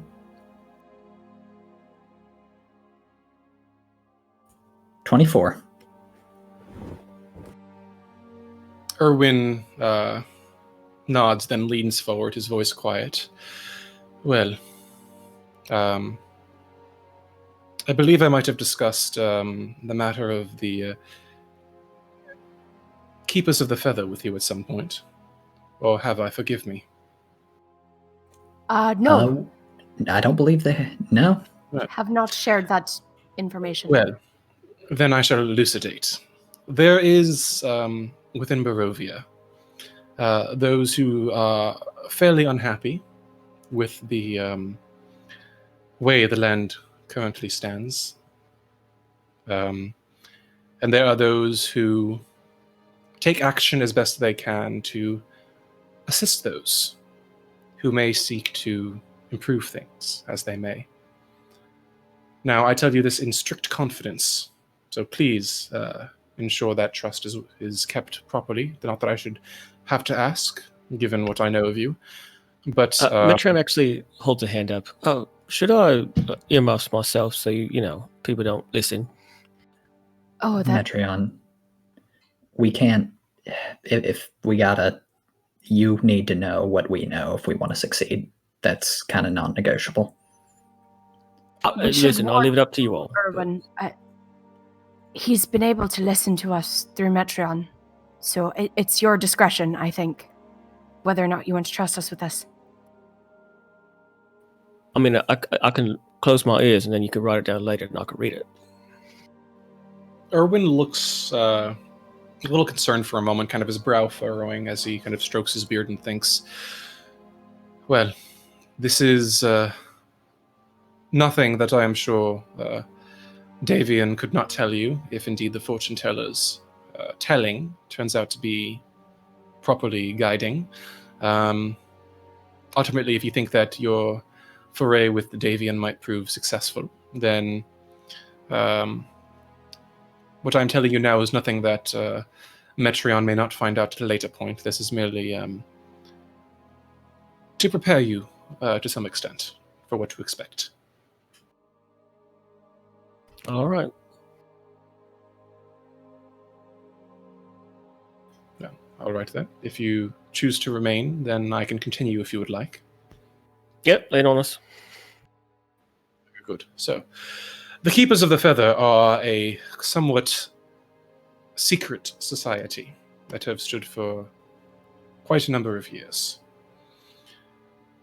I myself am a member and am acquainted with quite a few others, both in Voloki and elsewhere. Davian Martikov, and he kind of rolls his eyes, is a bit something of a high-ranking member of the Keepers. The Keepers of the Feather, well, I cannot say for sure if it is metaphorical or not, but it seems a bit on the nose disregard. So, these means by which you keep getting information, which a tavern owner presumably shouldn't have, have something to do with that? He raises an eyebrow. It might. Intriguing. Well, appreciate you trusting us with this, and this would do a great deal to explain a few things in the past few weeks. I suppose it might. And again, I must impress upon you that our organization does not move loudly where we can avoid it. We prefer to do what we do in quiet places, without stirring the pot overmuch. As much as I have been glad to provide what information I can to assist you and your friends, I must again, I do not mean to imply mistrust, merely that devils can be quite persuasive when they mean to be. So, if you would not mind, again, keeping this quite close to your chest and ensuring that it remains so. Of course. We'll keep it ourselves. All right. Well, that answers one question and gives us a pretty solid base going forward. Though we do have another. Though this one you may be less able to help with. It's a vaguer lead. By all means, I have more than enough information in some places, though not nearly enough in others. I'll do what I can to provide any insight I can. One of the items we're seeking says something about a dark room full of bottles that is the tomb of a guild member. Again, only places we've seen a great variety of bottles has been, well, at the Abbey and your winery, so I was wondering if, there's a winemaker's guild here or something that we could find a graveyard. Unfortunately, he's already shaking his head. There are cemeteries. You've seen one in Vallaki, I'm sure, and I'm told there's one by the Abbey, as well as another cemetery, family plots in Kresk. The winery has its own, but tombs are quite a bit more complex than headstones. I've not heard of any tombs or anything of that nature anywhere in Vallaki, Kresk, or otherwise. Certainly not at the winery. Seems a bit too innate and aristocratic for what most folk can afford. What kind of aristocrats would be able to afford a tomb? That I can't say. You might want to ask others who have other knowledge of the history of the land, but, well... What sort of... that I'm told what is sort of- like a tomb, but... Yes, Amity? what sort of guilds are there here? I mean, is there a Mason's Guild, or... Okay, I've read about Thieves Guilds and Assassin's Guild, but those aren't real, right? Well, we certainly don't have thieves guilds in Vallaki, and I certainly hope we have no assassins. But as for formal guilds, no. I've heard tale of those sorts of things in much larger settlements, but certainly none that I know of within the mists here in Barovia. No, I think if there were guilds, they were here a long, long time ago. And we've seen all three settlements that are here, so if there's no guilds extant in any of the towns, then this is presumably the tomb of a guild member. Would that mean it was historical then? Like maybe there used to be one? He's talking to the party, not necessarily to Erwin. Maybe old boy Davian might remember some of these old guilds then, and maybe even has some info on who might be able to afford an actual tomb. Yeah, maybe. Pity the Baron might have been able to raid his library if I could have convinced Victor. But we've yet to find The Waters probably have one. Well, But Kiva, I you and Lil was good with what's her name, right? Lady Vocta. Maybe she does. Maybe it's even related to her. Maybe she has one.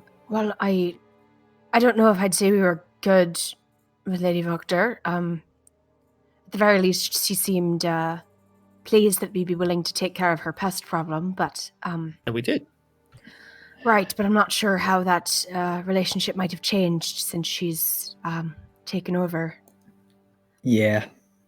As much as I'd like to dig through some books, it might be a risk that would... Things are stable here right now. We don't need to aggravate things. Perhaps if we get to the point where we have no other options, it's worth it, but I think we should continue to let things cool here a little while. Yeah, wise. So I have a really grim thought, and I hate my head. I hate that my head's going to these places. But Erwin, you said tombs is really for aristocrats, right? Well, yes, the level of masonry involved, and well, it's certainly not something that anyone in Vallaki, even the Baron, I imagine, could have reasonably afforded. There just simply isn't the infrastructure for it. But someone like, say, a count might be able to afford it. You can see with a very level gaze when he just kind of silently nods. Oh, son of a...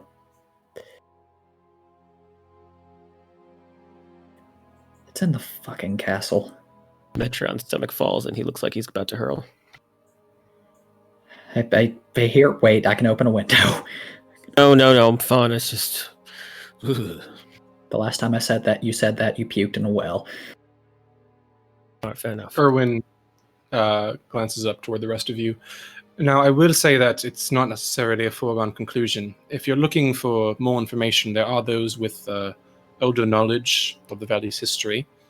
I know the Dusk Elves have been residents for quite a long while, and my family has, for certain. And, well, I'm told of an intriguing character in the Abbot Kresk that may know more, but as for where in particular such a tomb might be, I'm afraid I'm not able to provide more than sneaking suspicions.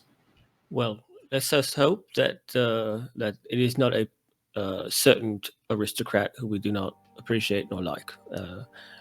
Hopefully, this plot of land, this tomb is maybe somewhere off the beaten path, right? I mean, it could be, right? Oathinger just kind of gives him like a dead-eyed gaze.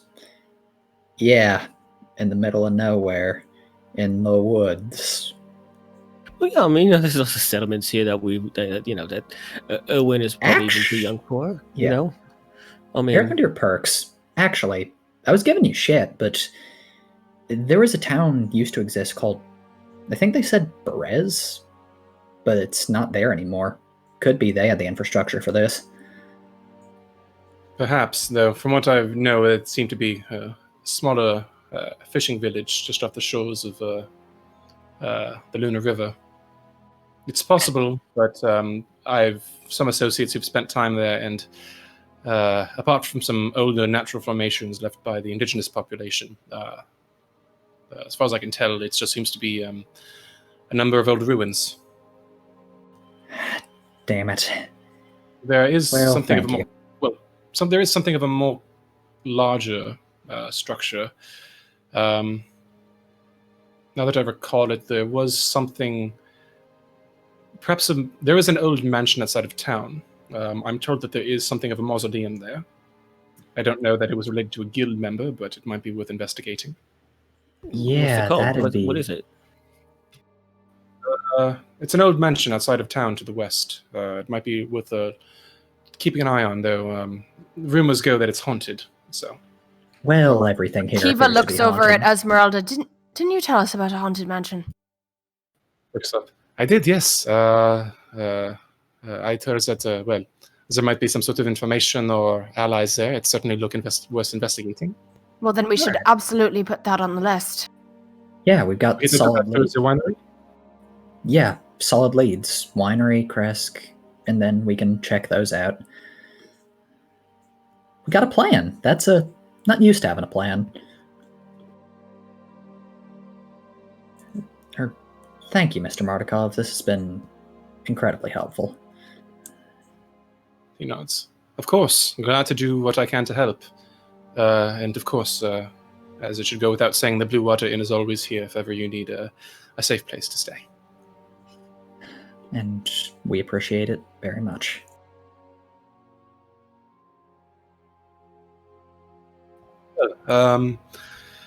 Regardless, as much as I would prefer otherwise, there has been precious little clientele for the past several days, so though we don't expect another shipment soon, we do have a bit of a surplus of wine. I don't suppose I can put something warm in your bellies before you go? Don't have to ask me twice. I'll pass on this one. Got a bit of work to do in town before we leave. He cracks a smile. Of course. Well, I'll ensure your friends are well taken care of in the meantime. And Yeah, he Kiva will stands up settle in with makes Metreon and for the food and drink. As we're leaving the room, though, I will put my hand on Erwin's shoulder gently. Hi. Just, how is he, the boy, Yeska? Has he gotten a little bit better? Erwin pauses and then his face softens a bit. Somewhat better. He's eating more than he was before. Well, it's difficult to say if he's all right, and I'm not sure if he'll get to as good a place as he was in the first place, but what you did with him or for him seems to have placed him at least on an upward path, perhaps to some kind of recovery. So, and he offers you a tight smile. I should thank you for that. Just keep keeping an eye on him, you know. And I don't know how, but if something does happen, just while I'm here, you know.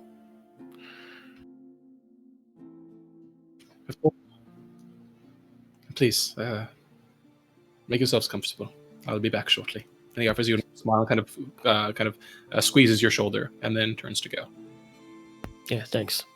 And Metreon lets him go, and hangs his head a bit, and just sort of contemplates the moment, and then heads down with the others. Okay. And that is where we will take our break.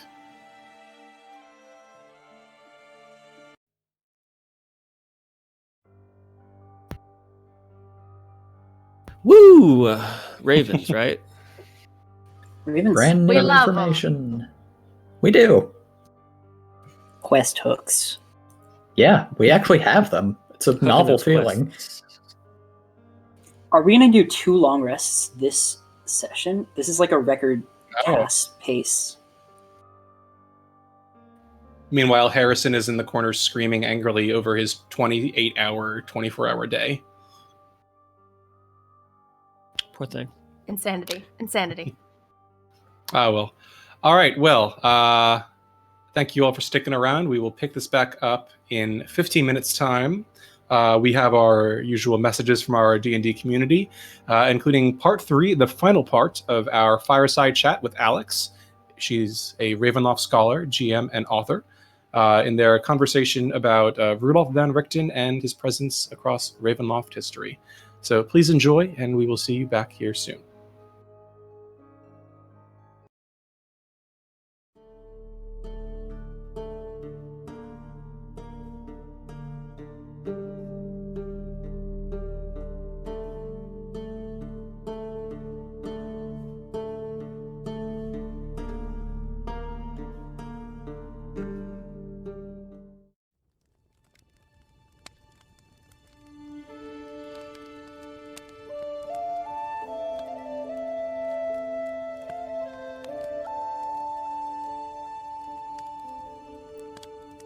Welcome to Fireside Chat, a short interlude with weekly features where I, your host Job Lucas, will be showcasing and interviewing prominent D&D creators.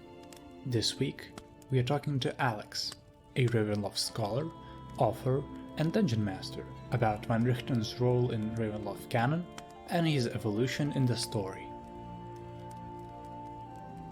What is your favorite Van Richten storyline and why? So I feel like I've spent a lot of time going on about how Ravenloft is, like, awful, and Rudolph is awful, and people are probably wondering, like, why do you even like this? Why are you so invested in this guy? And I think point blank is that I choose my canon. I try to interact with a problematic piece of work as smartly and as equitably as I'm able to. To me, Van Richten without the racial hostility and the racist baggage has made his place in my lore as a father figure so much more important, and obviously I can interact with it way more equitably. So there are stories of his that I can enjoy while working to remove his problematic backstory. My first, as I mentioned earlier, is Chapter 6, Conclusion of the Guide to the Vistani. The way it's written is so tender, and to me it definitely implies that he and Arturi were intimately involved. If one can get their hands on it, and I know that it's up on the DM's Guild as a PDF, you'd have to read it to see what I mean. And I think I'm allowed to have a little bit of a bisexual Rudolph Van Richten for myself. Even if it's just for myself.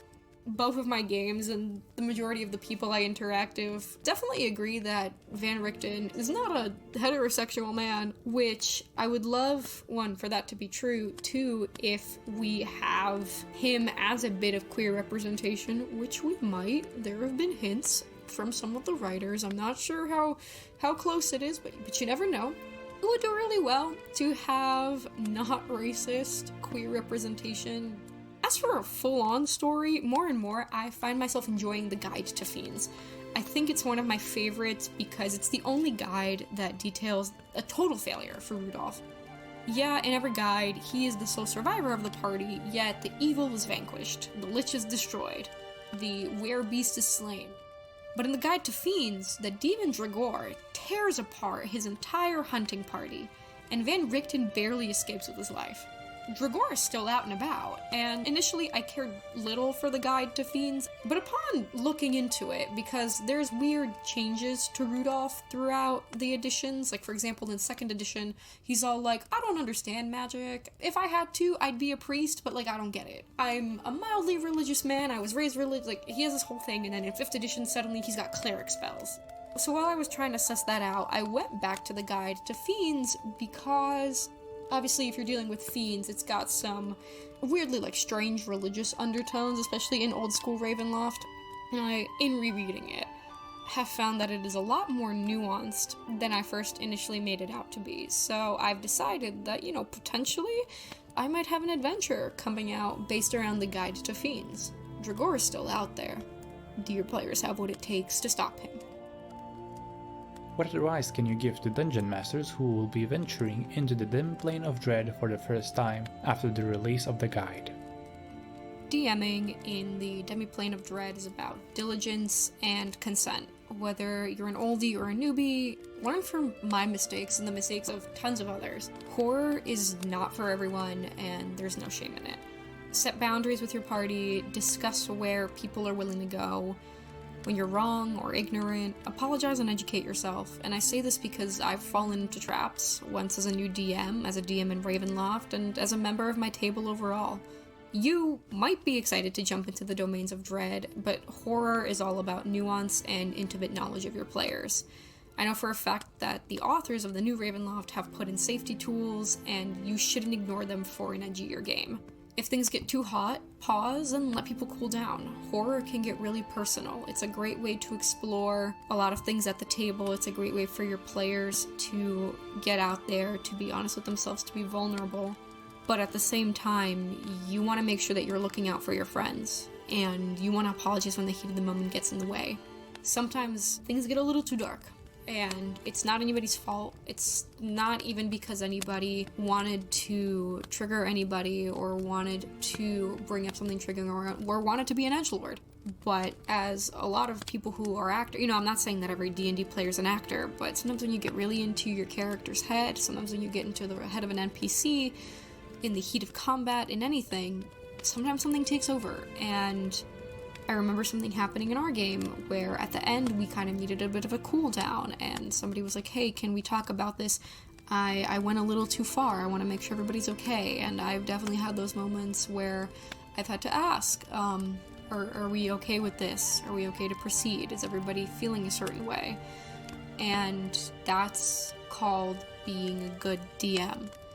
I think in general, it doesn't matter if it's horror or not, this is general advice, but I make it very specific to Ravenloft, because as we've seen in Rudolph's backstory, obviously it has the weight of anti-Ziganism and racism.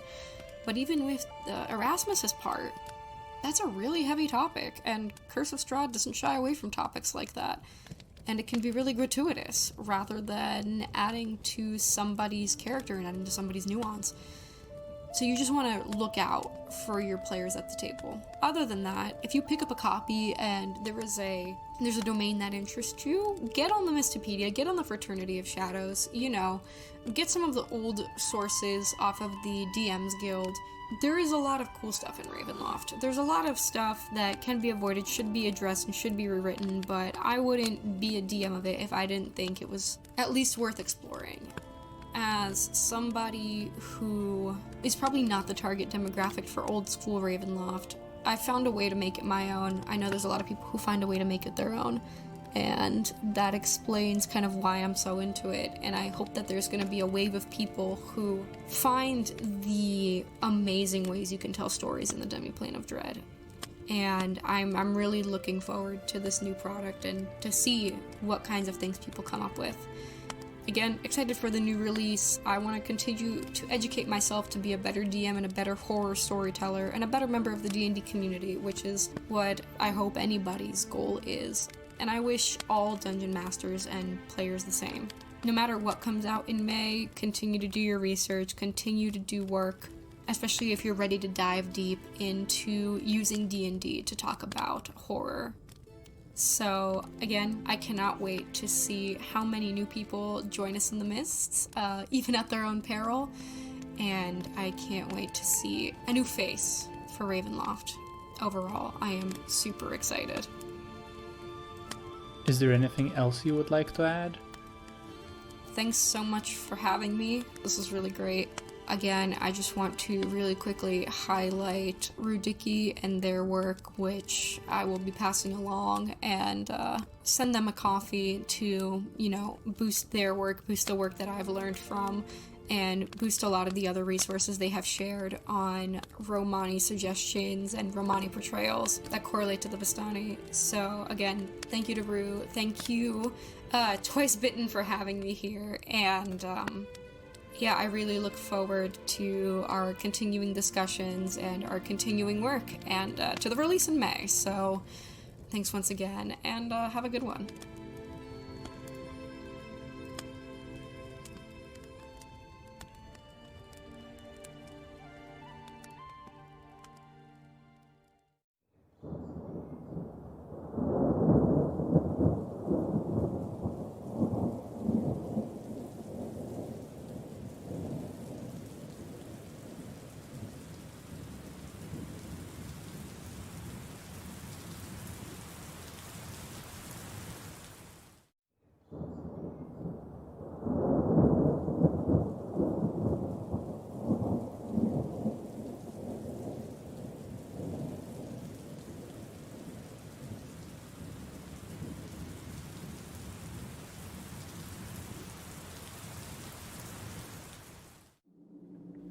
My friends, it is I, Count Strahd von Zarovich, and I bid thee listen.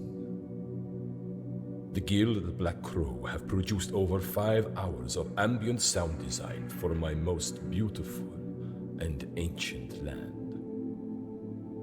As used by Twice Bitten, these ambient backgrounds include my most private and intimate of letters, as well as bonus tracks not found in the Dungeon Master's Handbook. So, hear me now. I guarantee you safe passage to their camp. Support them, and perhaps we shall meet sooner than you think.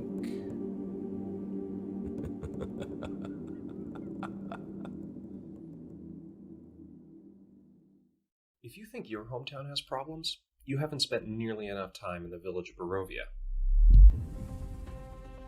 Over the years, their taste for human flesh had only grown.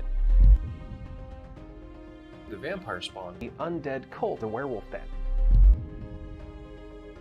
I just think we can do a little better here. Grab our shovels and we're going to add some depth to help you run your best Curse of Strahd. Strahd possible. You're welcome. He flies into a fit of rage that is unparalleled. There's child abuse galore through this thing. He's been nailed to the wall with very long iron spikes, and I imagine it's been a very uncomfortable time for him.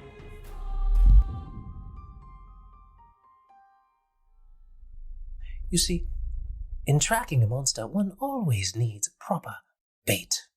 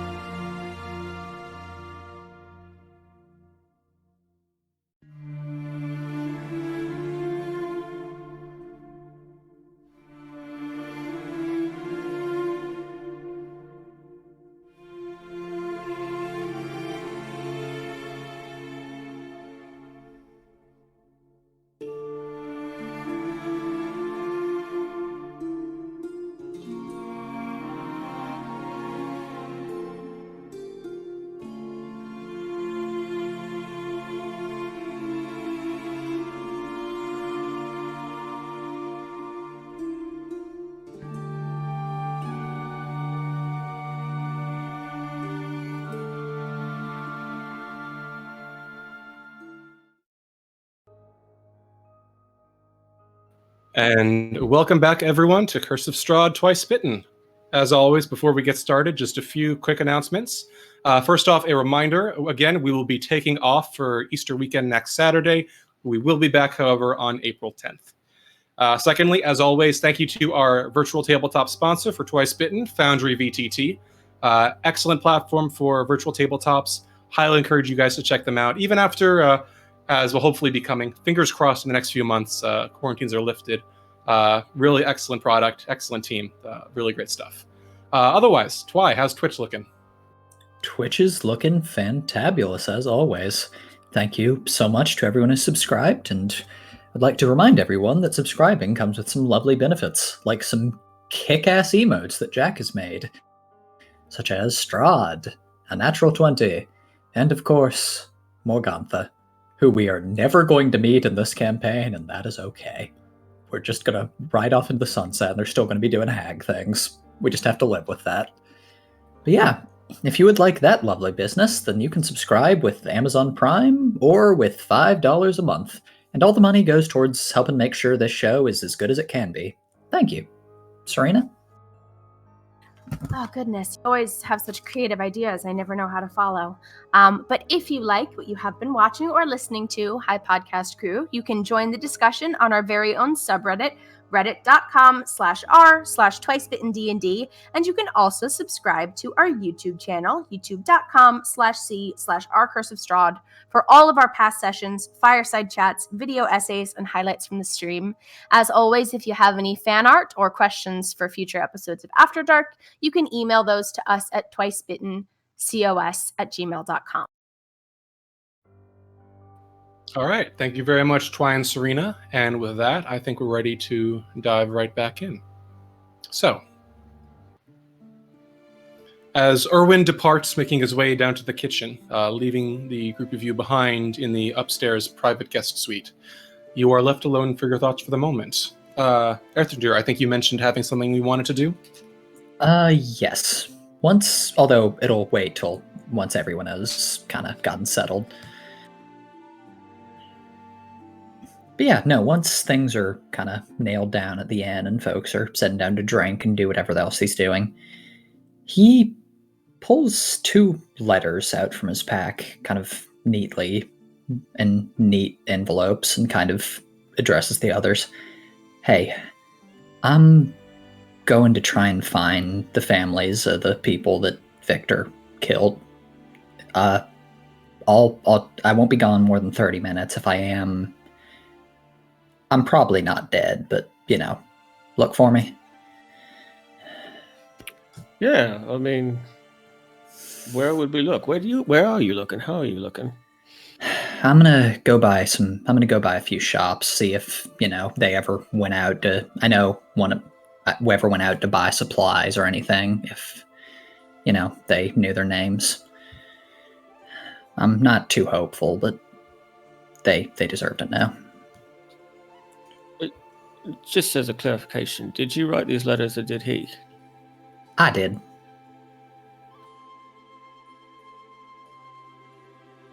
As him or as you? As myself. Just explaining what happened. I'm not giving his name, but they deserve to know they're not coming home. Well, good luck then, I guess. Yeah, Kiva sort of just gives you a solemn, nod and, lets you go. All right. And he's off. He's going to ask around town at a few kind of markets and merchants to see if any of them ever, knew or met either of these people, and see if they could point them towards kind of trying to follow a network to see if he can find where their families lived. All right. I would say make a charisma investigation check with disadvantage. Okay, exciting. Charisma investigation, so that's a +9.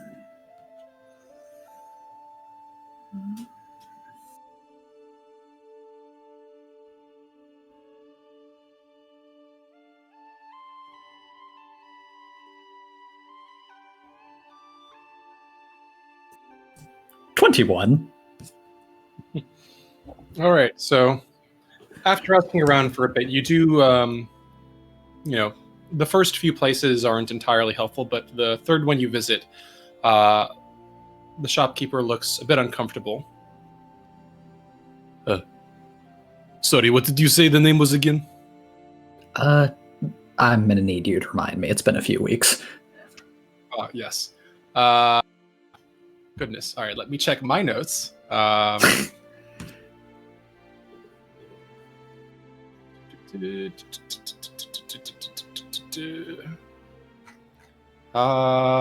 Yes. The butler's name was Vladislav, and the lady in waiting was Katerina. Vladislav and Katerina. Vladislav, yes. Yeah. He the shopkeeper kind of frowns. I don't know about the lady, but I think the butler's family was from a place on the north side of town, by the walls. Could you, tell me what their house looks like? Color of their shutters, anything like that? He shrugs. I think if you were looking around for them, I think the last name would have been Swilovich. Swilovich. All right.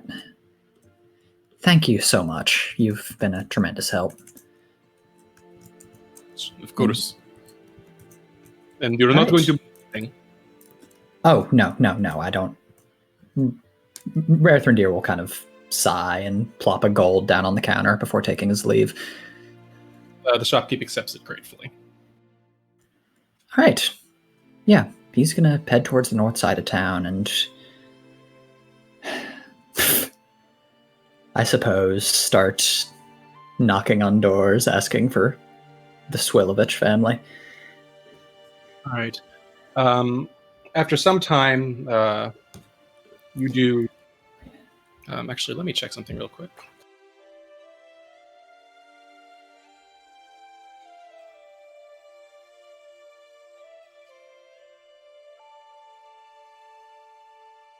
Okay.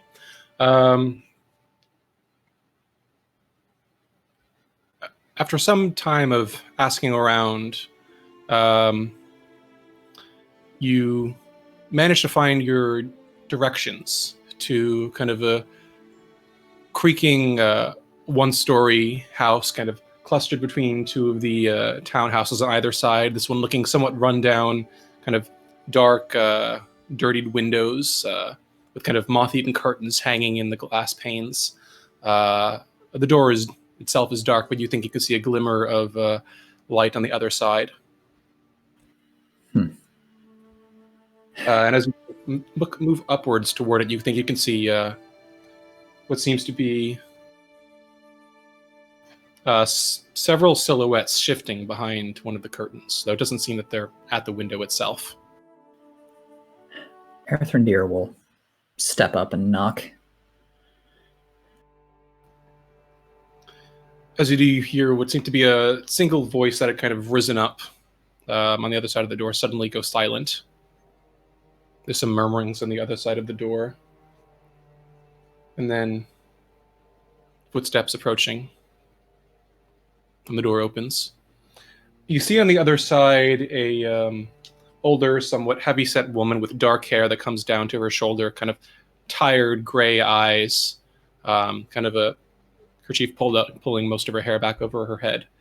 You can see that she seems to be wearing a long black cloak over the sides, and you can see that she seems to be kind of just carrying herself with a bit of an air of suspicion.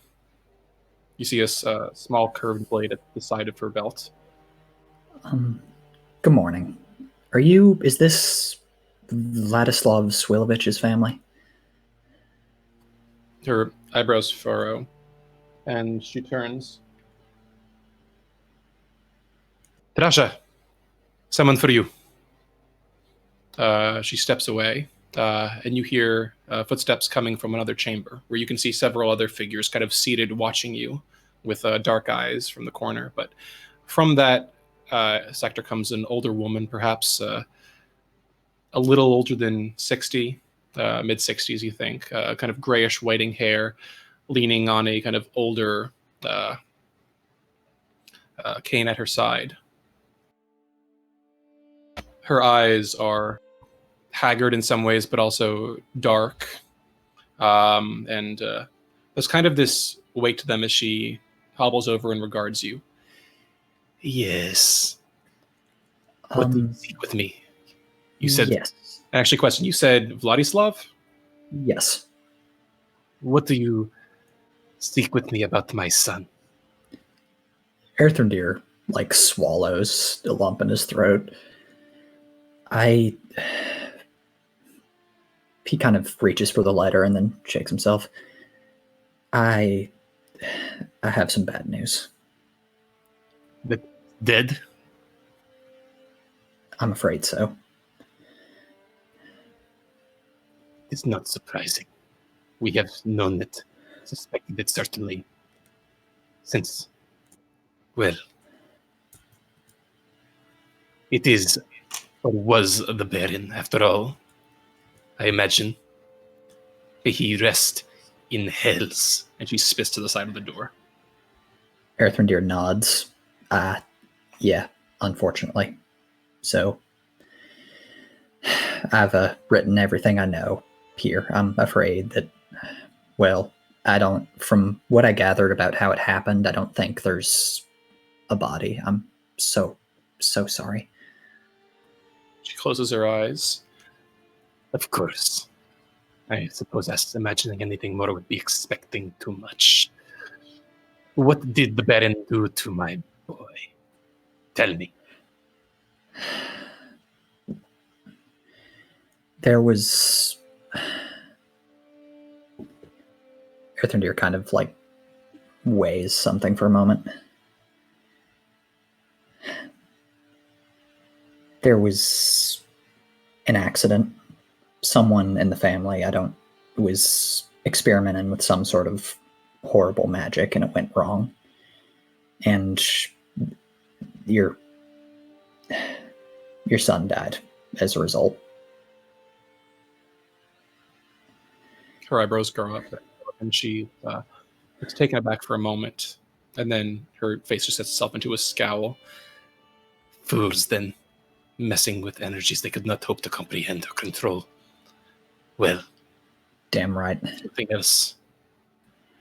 I know now better why my son is taken from me. That's all I wanted. And here, I have more details here. And he hands her the envelope.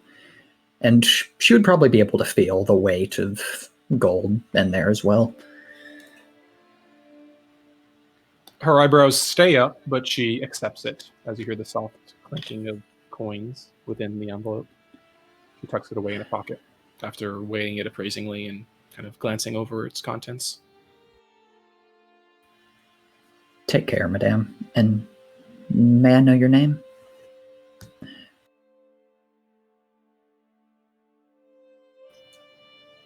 She eyes you very skeptically for a moment. If I wished you harm, then I would have had 100 opportunities before now.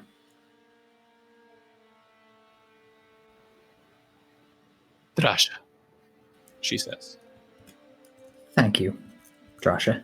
And may he rest in peace. May he rest in peace indeed. And she closes the door. Earthrendir steps away far enough that sort of into an alley. Just kind of slinks against the wall for a moment. Just kind of push it, like fingernails digging into his scalp as tears start to well in his eyes. So sick of doing this. Thought it was done.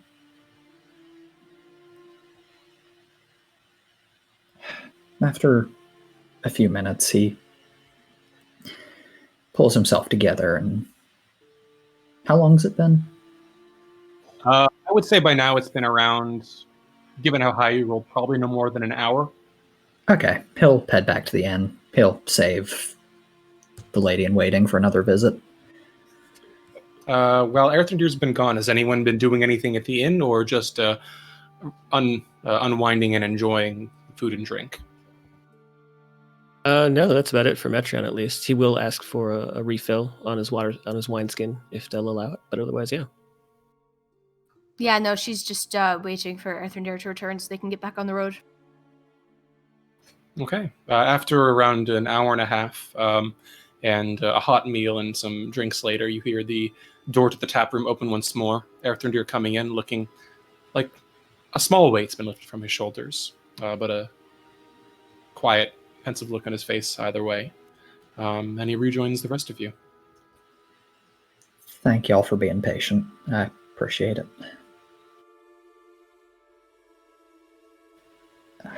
It's done. I couldn't get both of them, but his mom knows. I should have known. It's Barovia. They already expected that when he'd gone missing that he was dead, but I was able to give her a little bit of money and some solace, and it's done.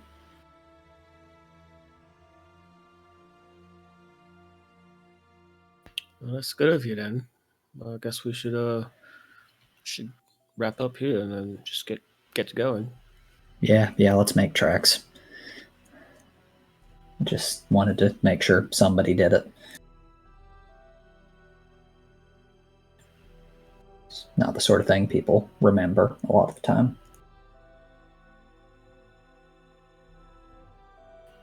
But yeah, let's go. Yeah, Metron will quickly down the mug of wine that he's been sipping on up until this point. Wipe his mouth, and he'll throw a kind of money does he have? Not much of it. He'll just throw down a silver on the table and head out as like a tip.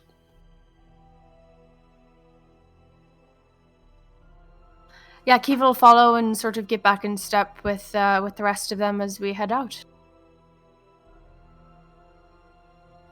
Okay.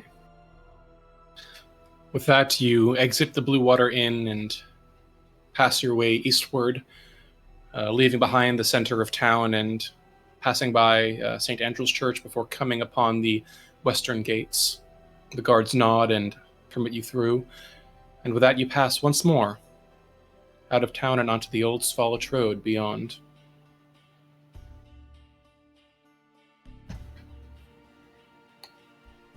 The day here is quiet, though the afternoon is beginning to darken, approaching a later afternoon. You step forward onto the path, passing between the dark old hovels that stand on either side of the road as you continue forward, and gradually begin making your way westward toward the old tower at Lake Baratok. As you go, minutes pass, and before long, the old bridge that crosses the Luna River begins to come into view. But as you approach the banks of the river, you find something unusual. You find a corpse. That of a largish-looking wolf, not dire, but just laid off to the side of the road, alongside the grass and dirt, marked with dried blood. You can see a spear tip kind of snapped in half, where the haft has been cracked and splintered, kind of embedded in its the side of its chest, as well as a crossbow bolt sticking halfway through its neck, poking at the back of its head. It's a rather grisly sight.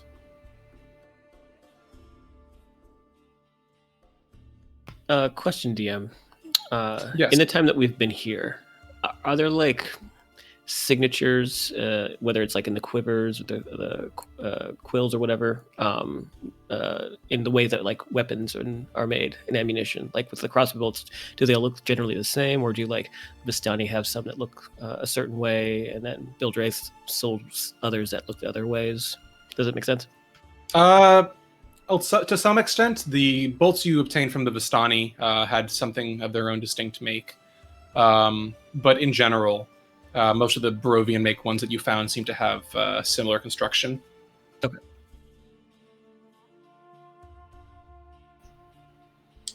Yes, the corpse itself seems unmoving, just a simple carcass sitting off to the side of the road. I presume you continue? Yeah. Unless anyone wants to harvest the meat or something. Nah. No, I think we it's should all right. keep going. All right. You continue on forward, passing over the bridge and the soft, silvery river that flows beneath as you make your way toward the Luna River crossroads. Here you see the familiar signposts that point the way toward Vallaki, Berez to the south, and Kresk to the west. There's another northern trail that winds its way into the woods, but you take the western path. now familiar to you as you continue on through the dark wooded trees and following the muddy road between them. It's not long before you find yourselves upon another familiar southern path of dark ash-gray earth winding its way into the trees. Esmeralda turns and nods toward it. As far as I can tell, if you're looking for haunted mansions, that's the road that leads to it. I presume we take a look on the way back? Yeah, on the way back. Another time. Indeed. All right, then. We have other priorities to focus on. And she snaps the reins, and the wagon continues on forward. You continue making your way northwest before you come to a place just before another crossroads. You can see just faintly the dark silvery blue of the Raven River between the trees, but instead you turn northward, taking the trail that way as the darkening sky approaches dusk, and passing along the old dirt hunting trail before it turns out onto the old lake of Lake Baratok and the tower that stands atop it. Esmeralda pulls her wagon off to the side of the causeway, just toward the island, whispers a word to the horses that then vanish, and nods toward the rest of you. All right, I guess we found our accommodations. Man, this really is some prime real estate. Look at this view. Does it look like Rictavio's wagon is around?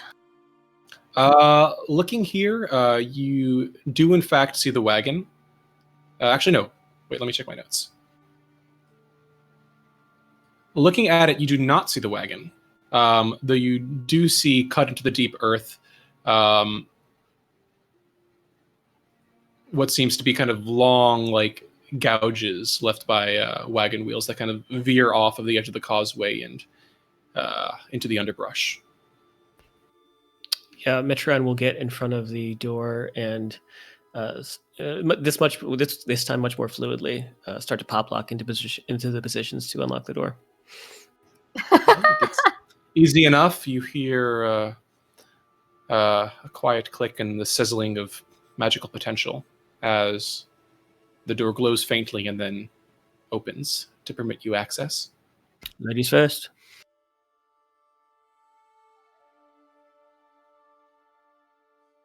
He bows, gesturing at Irina and Ismark. Not Irina, Irina and Esmeralda and Kiva and Amity.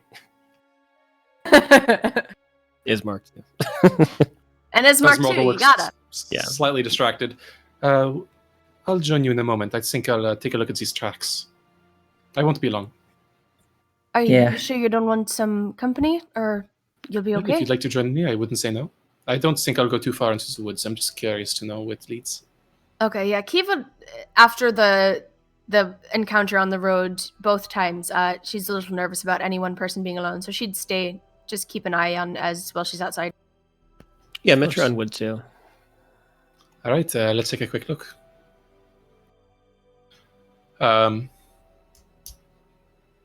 With that, you, so the rest of you follow into the tower, and Kiva and Metron are joining Esmeralda. Erthundir is going to rig up a fishing net in the lake first, because he is very intent on making this work. But after that, yeah, he'll head inside. All right, very fair. And Amity as well? Yes, and Amity will also roll on the spirit table real quick. Okay. And as you pass inside, you see a complete absence of Tiger, or any of the metallic plates that accompanied it, on the lower floor. Whew. Looks like the doctor's gone. Probably for the best. I don't think the tower would have room for 8 of us and a giant beast. Only a very small beast, that is our little pig. He kind of looks askance at Amity, along with, I suppose, Ismark and Irina. Speaking of which, we don't exactly have a lot of square footage in here. How are we going to sleep?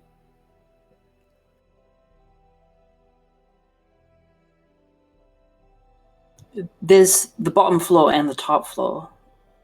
Yeah, but I guess, but like, there's 8 of us, and also a lot of this space is taken up by, he kind of gestures at the statues.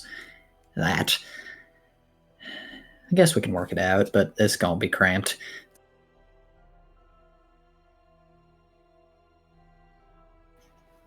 Meanwhile, as Erthrendir despairs over the sleeping conditions, Esmeralda leads Metreon and Kiva just to the underbrush. She glances toward you. Again, I don't want to go too deep in. I don't think we should be risking anything, but I'd like to know if he made the drop or if he actually took it with him. Well, we'll keep an eye out if things change in any bad way, but he didn't say he did say he was not going to be here long, so. True. Well, but going into the woods seems like an ill place to leave a carriage, but perhaps, well, do you mind having me take a look around? She's asking for your assistance on a survival check. Yeah, hell yeah. All right. With your assistance, you kind of wade into the underbrush a little bit, just very carefully watching your step. And let me check something else.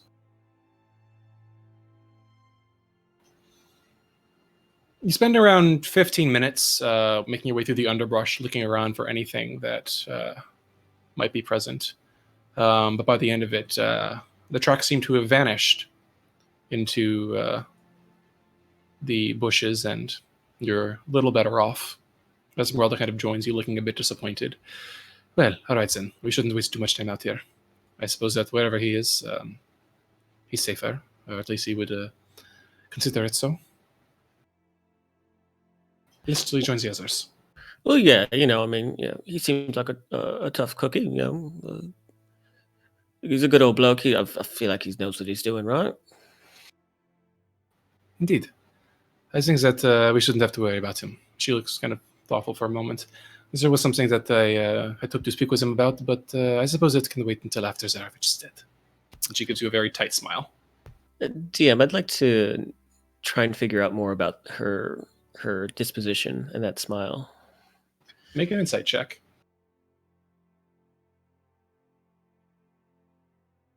4.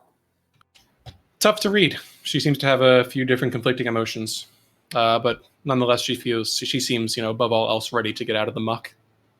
She's real pretty. Okay, so Metron will start to head back towards the tower with her. Okay. Kiva skipping behind them, just making hearts in the air as they walk. Oh.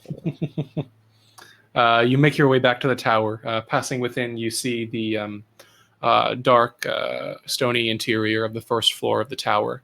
The 4 golem statues, forged of clay, standing there silently at attention. Have Erthrendir and Amity already gone upstairs, or are they still at the lower level? I suppose the lower level? Yeah, probably. So the 3 of you rejoin the others, now entering a slightly cramped space, but finding it similarly free of tiger. The interior of the tower seems quiet and quite isolated. So have you two figured out... Oh, go ahead. No, I was just going to say, did you two figure out sleeping arrangements while we was gone? Figure out's a strong word, but I think so. Think might make the most sense to have half and half up top, half on the bottom. Of course, it does mean that you're probably going to have to pee out the window in the middle of the night, but, we'll live with that. Well, I think we should split each of the elves upstairs and downstairs either way, so that one of us can be one of the trancing people can keep watch, like as suggested, at the very least. No, very good plan. I don't mind staying down here. Heights make me nervous anyway. Then I'll head up top. I like them. And yeah, I'm versatile, so I can go top or bottom, whichever one you want. Kiva laughs and winks at him. I can't tell whether it's intentional. It's gotta be, right? It's as natural as breathing for him.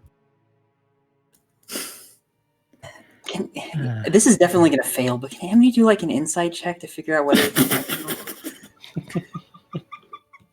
To figure out what? Whether or not Metreon knows what he's doing when he says things like, I can be either top or bottom. Metreon, does Amity need to roll? I'd say no. All right, No, keep being moving along cheeky. on our PG-rated Christian Strahd stream. God's curse so- of Strahd stream. There you go. The Morning Lord is watching. You're able to settle up comfortably in the tower as best you can, kind of unfurling your bedrolls and other things of that nature. Those up top are able to kind of make themselves comfortable, and you kind of see the cozy bed there, the desk and chair, the bright tapestries, and even a stove if you'd like to light it to keep yourselves warm.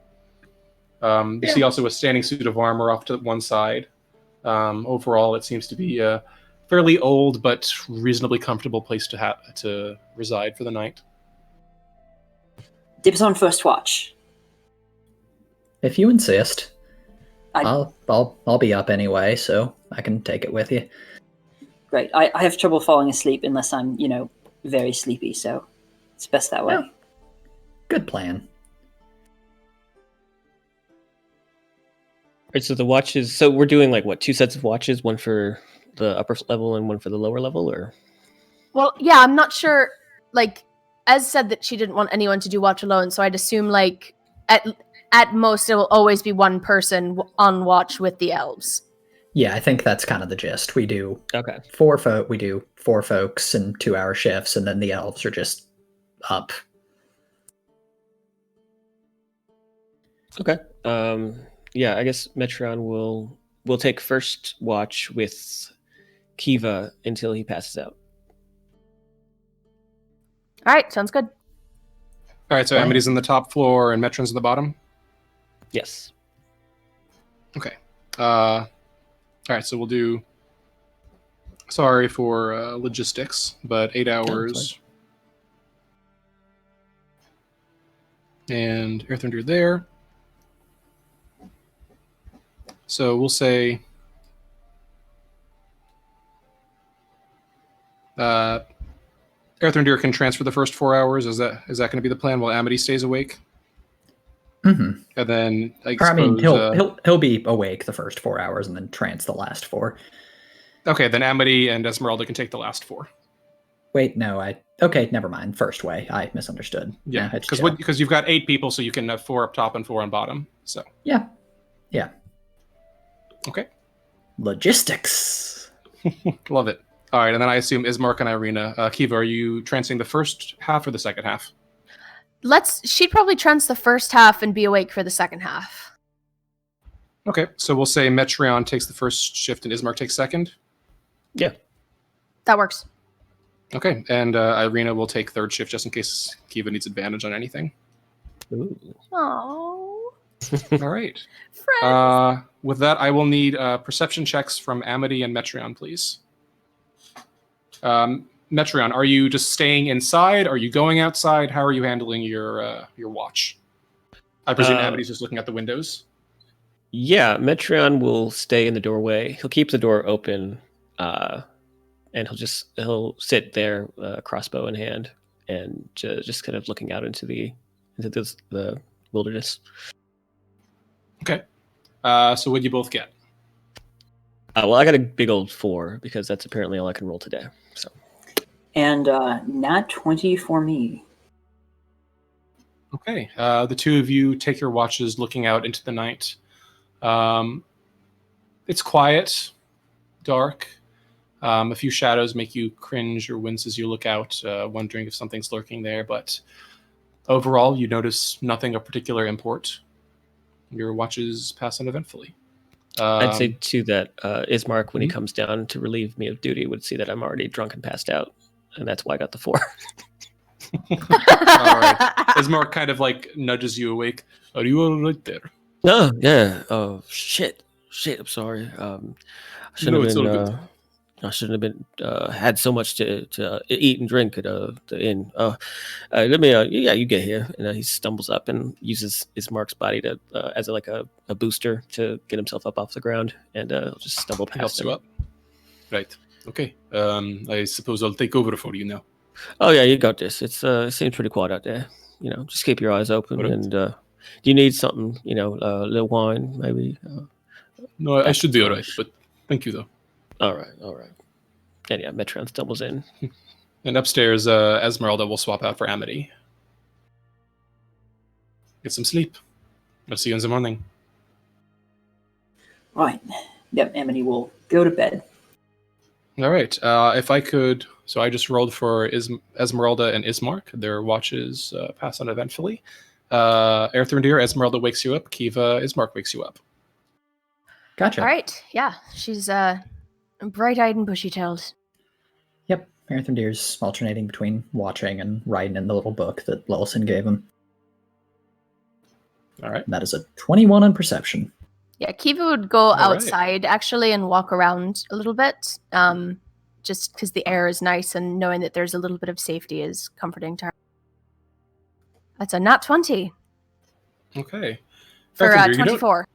Erthrindir, you don't notice anything particularly out of the ordinary, but Kiva, as you kind of make your way around the base of the tower, up and down the causeway a bit to keep an eye out, as you hear like the gentle lapping of the waves against the shore, you see in the distance a faint stirring of motion amidst the trees, the canopies in particular.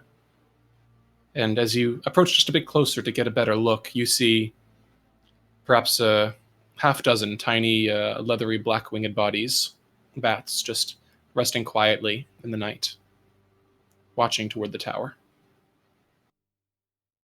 Kiva sort of tilts her head to the side and then waves like you would at an old friend and smirks and just continues her watch. All right. The bats do not otherwise respond. At some point, Irina awakens and joins you to assist. But otherwise, the two of you face no other altercations for the remainder of the night. They just get to hang out and talk about boys and killing vampires. Exactly. It is the functional equivalent of a Buffy movie night, but without any movies. Oh my god, so Amazing. good. Stop So it, I'm good. crying. And with that, slowly the gray light of the morning filters back, and you awaken, preparing yourselves for a new day to come. So, as you come to, with the gray light of the morning seeping through the windows of the tower, the morning and day are yours. What would you like to do? Carpe diem, kiddies. It's off to Crest then, yeah?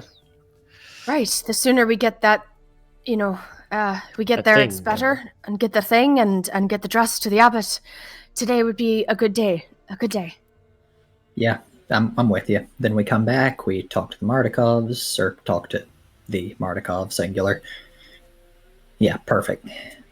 Right, no prophetic dreams, nothing bad's gonna happen. Let's go. Oh, great. That's a wonderful news. Glad you got some sleep.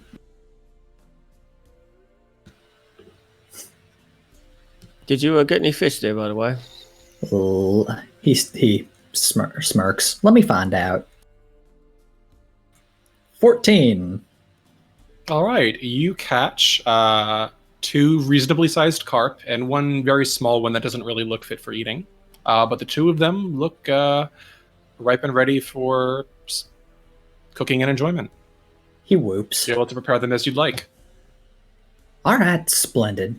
One of y'all get a fire going, I'll clean these. Any of y'all, and yeah, it'll be perfect. And if you want to have like salt, bit of rosemary, anything like that, squeeze a lemon. I mean, you could just cry on it. You're pretty salty, aren't you? Oh, the 24 hours is up, isn't it? I feel was liberated. enjoying it so you know. much. Darling, you look positively glowing this morning. You know, I feel radiant right now. Fair I enough. do have some salt. I mean, or probably given it cooks utensils. I think it includes spices. Yes, given your cook's utensils, I think you would have the necessary ingredients to make something quite delicious with Erthrindir's catch. Then yeah, he will Got clean Gordon it and hand Ramsay it in the off to her. party. Thanks, darling. Thank you. And yeah, she'll start grilling it. All right. I'd say that you're able to make a reasonably decent meal out of the fish. By the end of it, they smell delicious, and if you'd care to try them, they are excellently seasoned and prepared to taste. Delicious. Earthenir looks like he's been taken back in time like 50 years. Oh, that is. How did you get this good? Like, that is absurdly good, Amity. It's literally just that fish and this salt and Yeah, some but like fire. there's an art to cooking. Like you can't overcomplicate things. You got to cook it just the right amount. You got to have just the right amount of spices. Like, yeah, you nailed it. Well, thank you. And yeah, she will also make 3 little treats on the side using maybe some of the juicier parts of the fish. Ooh. As per the chef feat. Which can be eaten to gain 3 temporary HP, if I'm correct. I don't know if any of these have ever been eaten yet, but they might. We'll find out. Are we All right. Getting temp Yes. HP now? We're getting fish nugget. We're getting lovely fish packages, which we can eat later to have temp HP. Oh, sweet. If you want the temp HP now, you can. Yeah, it doesn't expire. Like sushi to go. Okay. Rest. Yeah. All right, then. Anyone who wants some temp HP, specifically 3 of them, can have some. Amity will have 1. Absolutely. Hell yes. Sure, why not? All right. Beautiful. All right. Well, with snacks and breakfast dispersed, and full stomachs and well-rested legs, is there anything more you'd like to do before setting off back onto the trail? Not really. No, I think let's get it done. Get into gross disguise and let's go. Okay, then. So, you pack up your things, Esmeralda mounting the wagon once more, and begin passing southward, leaving a Lake Baratok in the tower behind, and rejoining the old Svalich Road. This time you take the Western Fork, passing the southern trail that leads into the mountains and the Raven River crossroads that leads to the Wizard of Wines to the south. This time, once more, taking the bridge across the Raven River toward Kresk. Slowly ascending as bits of moisture begin to fill the air, and you can see bits of whitish snow atop some of the boughs of the canopies of the trees nearby. And it's not long before the quiet village itself comes once more into view in the distance.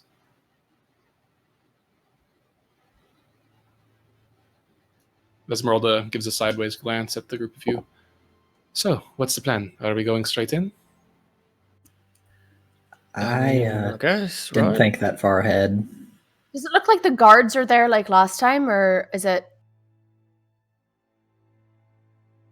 From this distance, you can just faintly see like small silhouettes atop the parapets. Now that you know what to look for, it does seem to be that there is still habitation and some presence. You can see 4 silhouettes specifically just atop the parapets by the gatehouse. If you'd like, you can see a perception check to see elsewhere on the walls, but that's what you can see immediately from here. I mean, I can't see why we can't just ask to go in, and then if we're not let in, find an alternative way, like Esdad. Might be our best bet. They might be on the watch for us if they see us walk away and then come sneaking back, but it's still a better option than, resorting to subterfuge the first time. Well, if we just head right through, stop at the pool, grab whatever thing is there, and then just go right to the Abbey, then we're at least out of their hair. Yeah. As you just threw a rope over, right, and just climbed. Yes, that is exactly what I did. I came under cover of night, made my way around the north side. There's not much of a presence there. I don't think they have quite the manpower. I just kind of made my way over. I levitated the rope and climbed up, and they went on the wiser. All right, so what do we say our business here is? That we've got to talk to the abbot? What are we trying to let on? I think it's not letting on anything. I think we say that the abbot requested something of us before we left, and we're here to deliver it to him. Oh, that's sensible enough. Let's go. And yeah, if they try to give us any guff, we just say, if he doesn't get it, the abbot will be very angry with them. I mean, it's not a lie. I don't think he was he looking forward spooked to him. I this. guess seems like they're kind of spooked of him. Let's use that to our advantage. All right, so we should try that first. So Kiva would just walk on up and see how it goes. Yeah, and Earthendeer will give her a die of Bardic Inspiration. Oh, thank you, Earthendeer. Nice. Amity will also cast Guidance on her. Oh my god, all this loveliness. All right, yeah, so she's going to go up and try to talk her way in with all of this lovely guidance. Okay. With Kiva leading the way, the group of you makes your way up toward the gates. The wheels of the wagon kind of just slowly creaking their way over the gravelly, snow-packed earth road. Before long, you come into view of the wooden gate and the turrets on either side as you see the 4 figures, the guards, wearing fur hats and clutching spears, kind of glancing down anxiously toward you. So Kiva would just look up and address them and say, I know you probably remember us. We weren't here not that long ago. Before we left, the abbot had requested that we bring him something, a dress. And we have that dress, and we'd like your blessing to just pass through and deliver that to him at the abbey. One of the figures, a man perhaps in his early 30s, kind of glances down toward you, a bit of an anxious expression on his face. Sorry, the Baron said no visitors. Please, we're not visiting your town. We'd just be going straight to the abbey. You could follow us there, even. Make sure that we're not doing anything. Shakes his head. The Baron said no one through the walls. I'm sorry. Could I talk to the Baron? Yeah, he knows us. He looks very reluctant. Make a persuasion check. All right, I'm going to use that Bardic Use all that. Use all of it. So is that what do I add to this? And a D4. 1D8 and 1D4. Jesus Christ. What's the total? 9? 9? All right. Possible? Can these numbers add up to 9? What? Yes. I got a 1 on one and a 2 on the other. I hate myself. Beautiful. All right. So at your words, the man kind of hesitates, and then a woman beside him kind of steps forward, a bit younger, maybe in her late 20s, scowling down toward you. You really have some nerve. Do you know what the Baron's been in after you left? After what happened with his children, his home, and you have the gall to come back here? Look, if you have something to give to the Baron, then we'll take it. But there's no one passing through these gates. Baron said so. We don't have nothing to give to the Baron. We have to give it to the abbot. Fine, the bloody abbot then. But if you have something to give to the abbot, then we'll take it. But you're not coming back in here. No, he specifically requested it of us. That's nice, but the Baron is... I'm not going to risk upsetting the Baron any further after what you pulled on him, after what you made him endure. What we made him endure? You're blaming the vampire's actions on us. Whatever kindness you persuaded the Baron to show you, it was clearly misplaced. He'd already lost too much, and now you've lost him his home as well. I'm sorry. If you have something you'd like us to deliver, we can deliver it for you, but the Baron's given stand-in orders, and I'm not about to second-guess them or fetch him now, because I don't want you to make things worse for him than they already are. Well, then I will stand out here until you go get him. Then stand and freeze. Fine, I'm not going anywhere, and that's on you.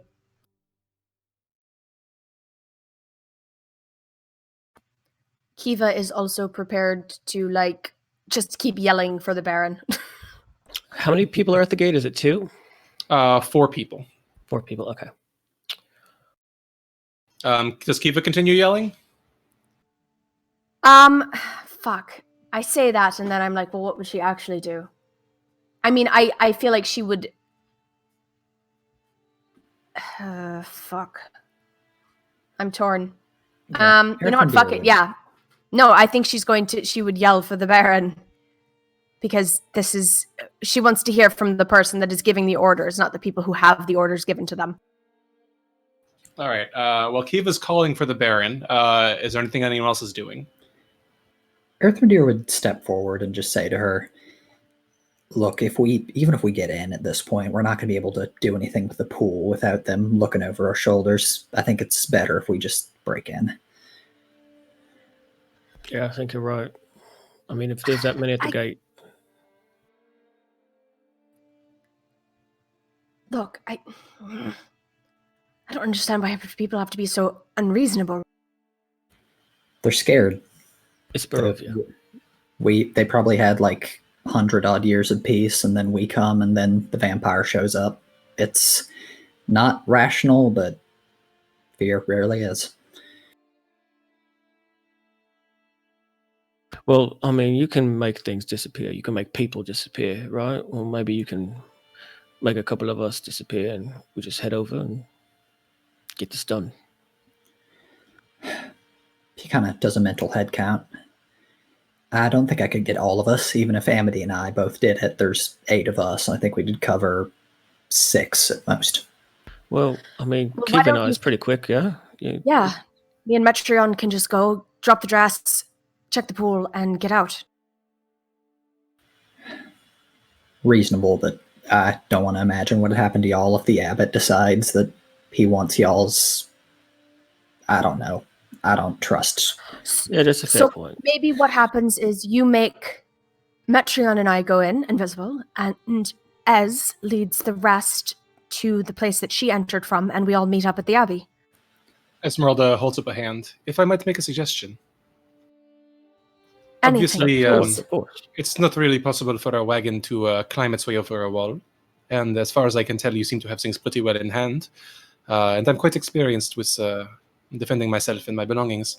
If you'd like, perhaps, you said 6 of you have enough to cover, so perhaps I can wait out here where we can disguise the wagon somewhere in the woods, and I can wait there for you to return. Perhaps one of you or the others can remain with me, and I can meet you when you're finished. Yeah, maybe Irina Ismark, if you don't mind, just hanging out with Iz, making sure she's all covered, and then the rest of us could just head in. Ismark and Irina exchange a look, and then Irina's the first to nod. All right, not a problem. I'm fine with that. All right. In that case, you said it was over up north, Ez? She nodded. Yes, if you make your way around the edge of the tree line, obviously without letting them see you, it might be for the best if we make our ways a bit away out of sight towards the way we came, so they don't suspect anything. And then I think you should be able to make your way quite easily along the southern tree line, cross the road a bit of a ways up to the west, and then make your way around the north side of town to the underbrush. It's a bit of a hike from the base of the hill to the top with not much tree cover, but given the duration of your invisibility spells that I've seen, you should have little trouble making it last long enough to get over the wall. Yeah, as long as we're careful about footprints. All right, shall we? Shall you? I mean, you're the one with the invisibility. I mean, we need to, move away from the wall before we pull all that. Oh, yeah, of course. All right, so Esmeralda kind of, leads you along down the trail away from the village. The guards kind of watching you go slightly anxiously.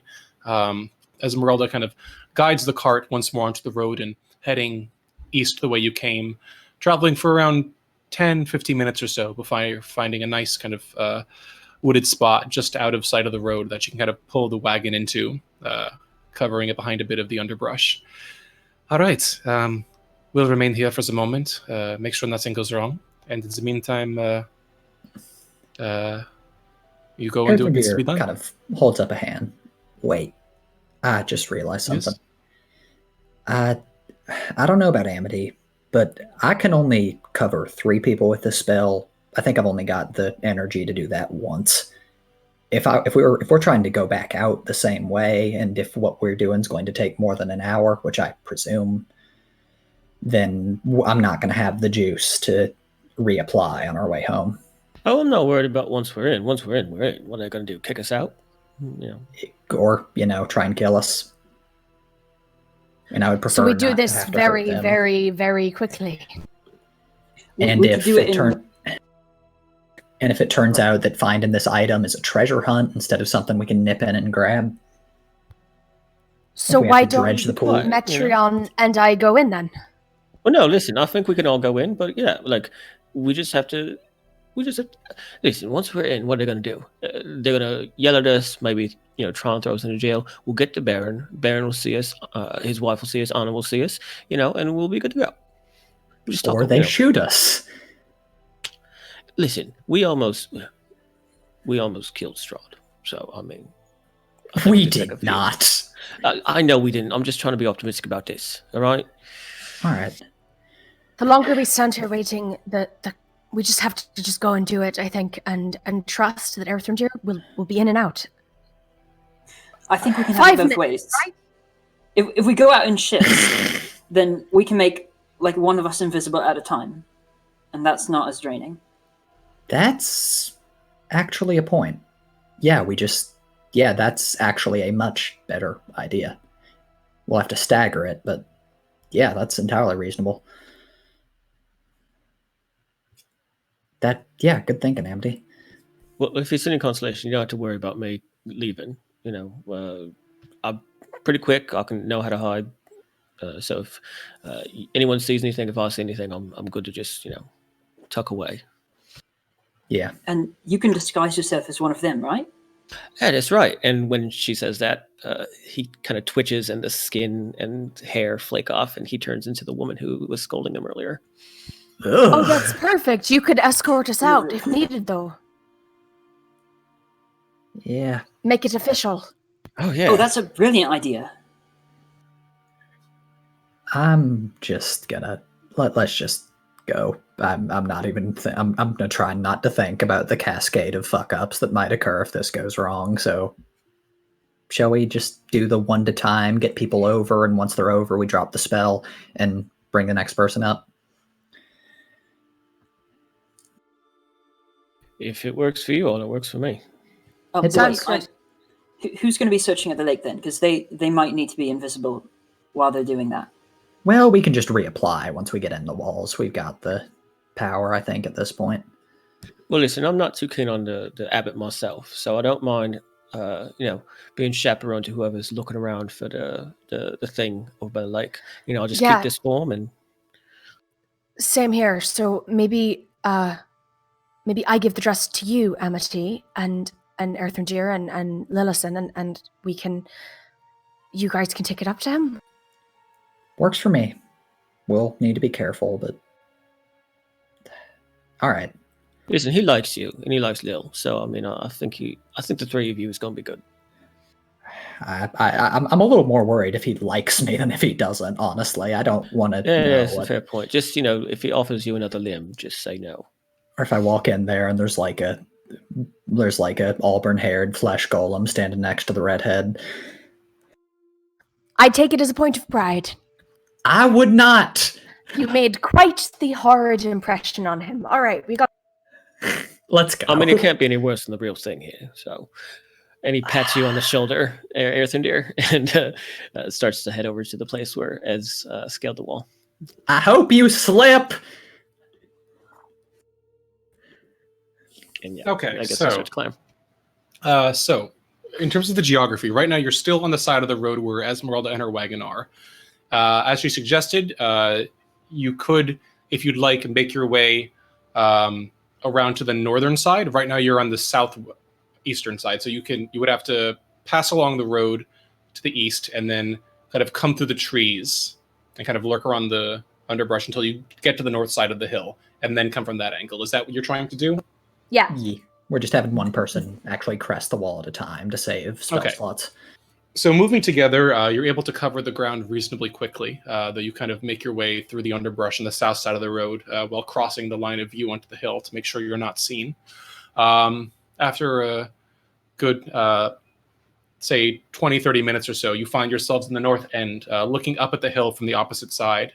You can see the tall rise of the mound up until the point of the stone wall and parapet looking down on the forest below. You estimate it's perhaps a 200-foot ascent up the hill until the edge of the wall. Yeesh.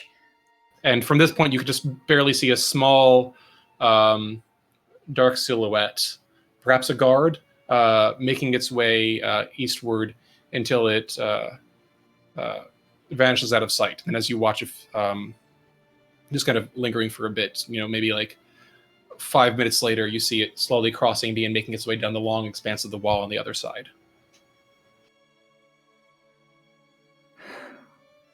All right, let's start this mess.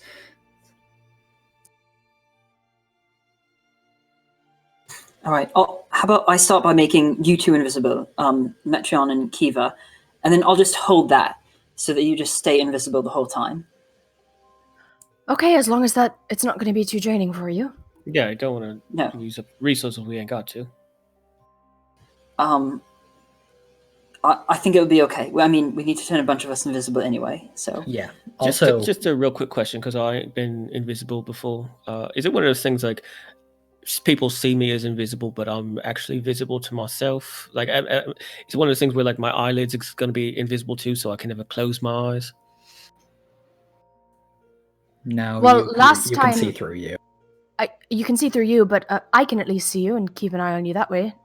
Oh, fantastic. Well, I'm just more worried about, the eyes, burning because I can't close them. That's a really good point, but thankfully, no, it does not work that way. Okay, great. Thank you. Yeah. Also, word of warning. Don't cast any spells, don't attack anything, or it'll blip away. So it's just useful to sneak around. Yeah. Bollocks. Question. As the caster of invisibility, I feel when the spell has ended on all targets. Do I feel when the spell has ended on, like, one target? Like if Metreon decides to become visible, but Kiva doesn't? I imagine you would. I'll rule that way, yes. Cool. All right. How about this, then?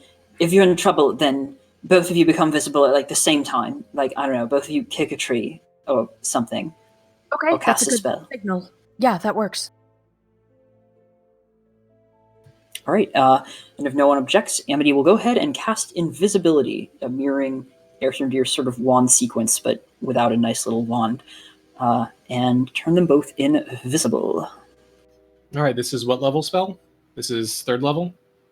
That is correct.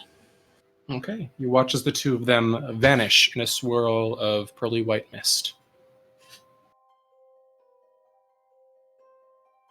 Hello? It's all right. I see you.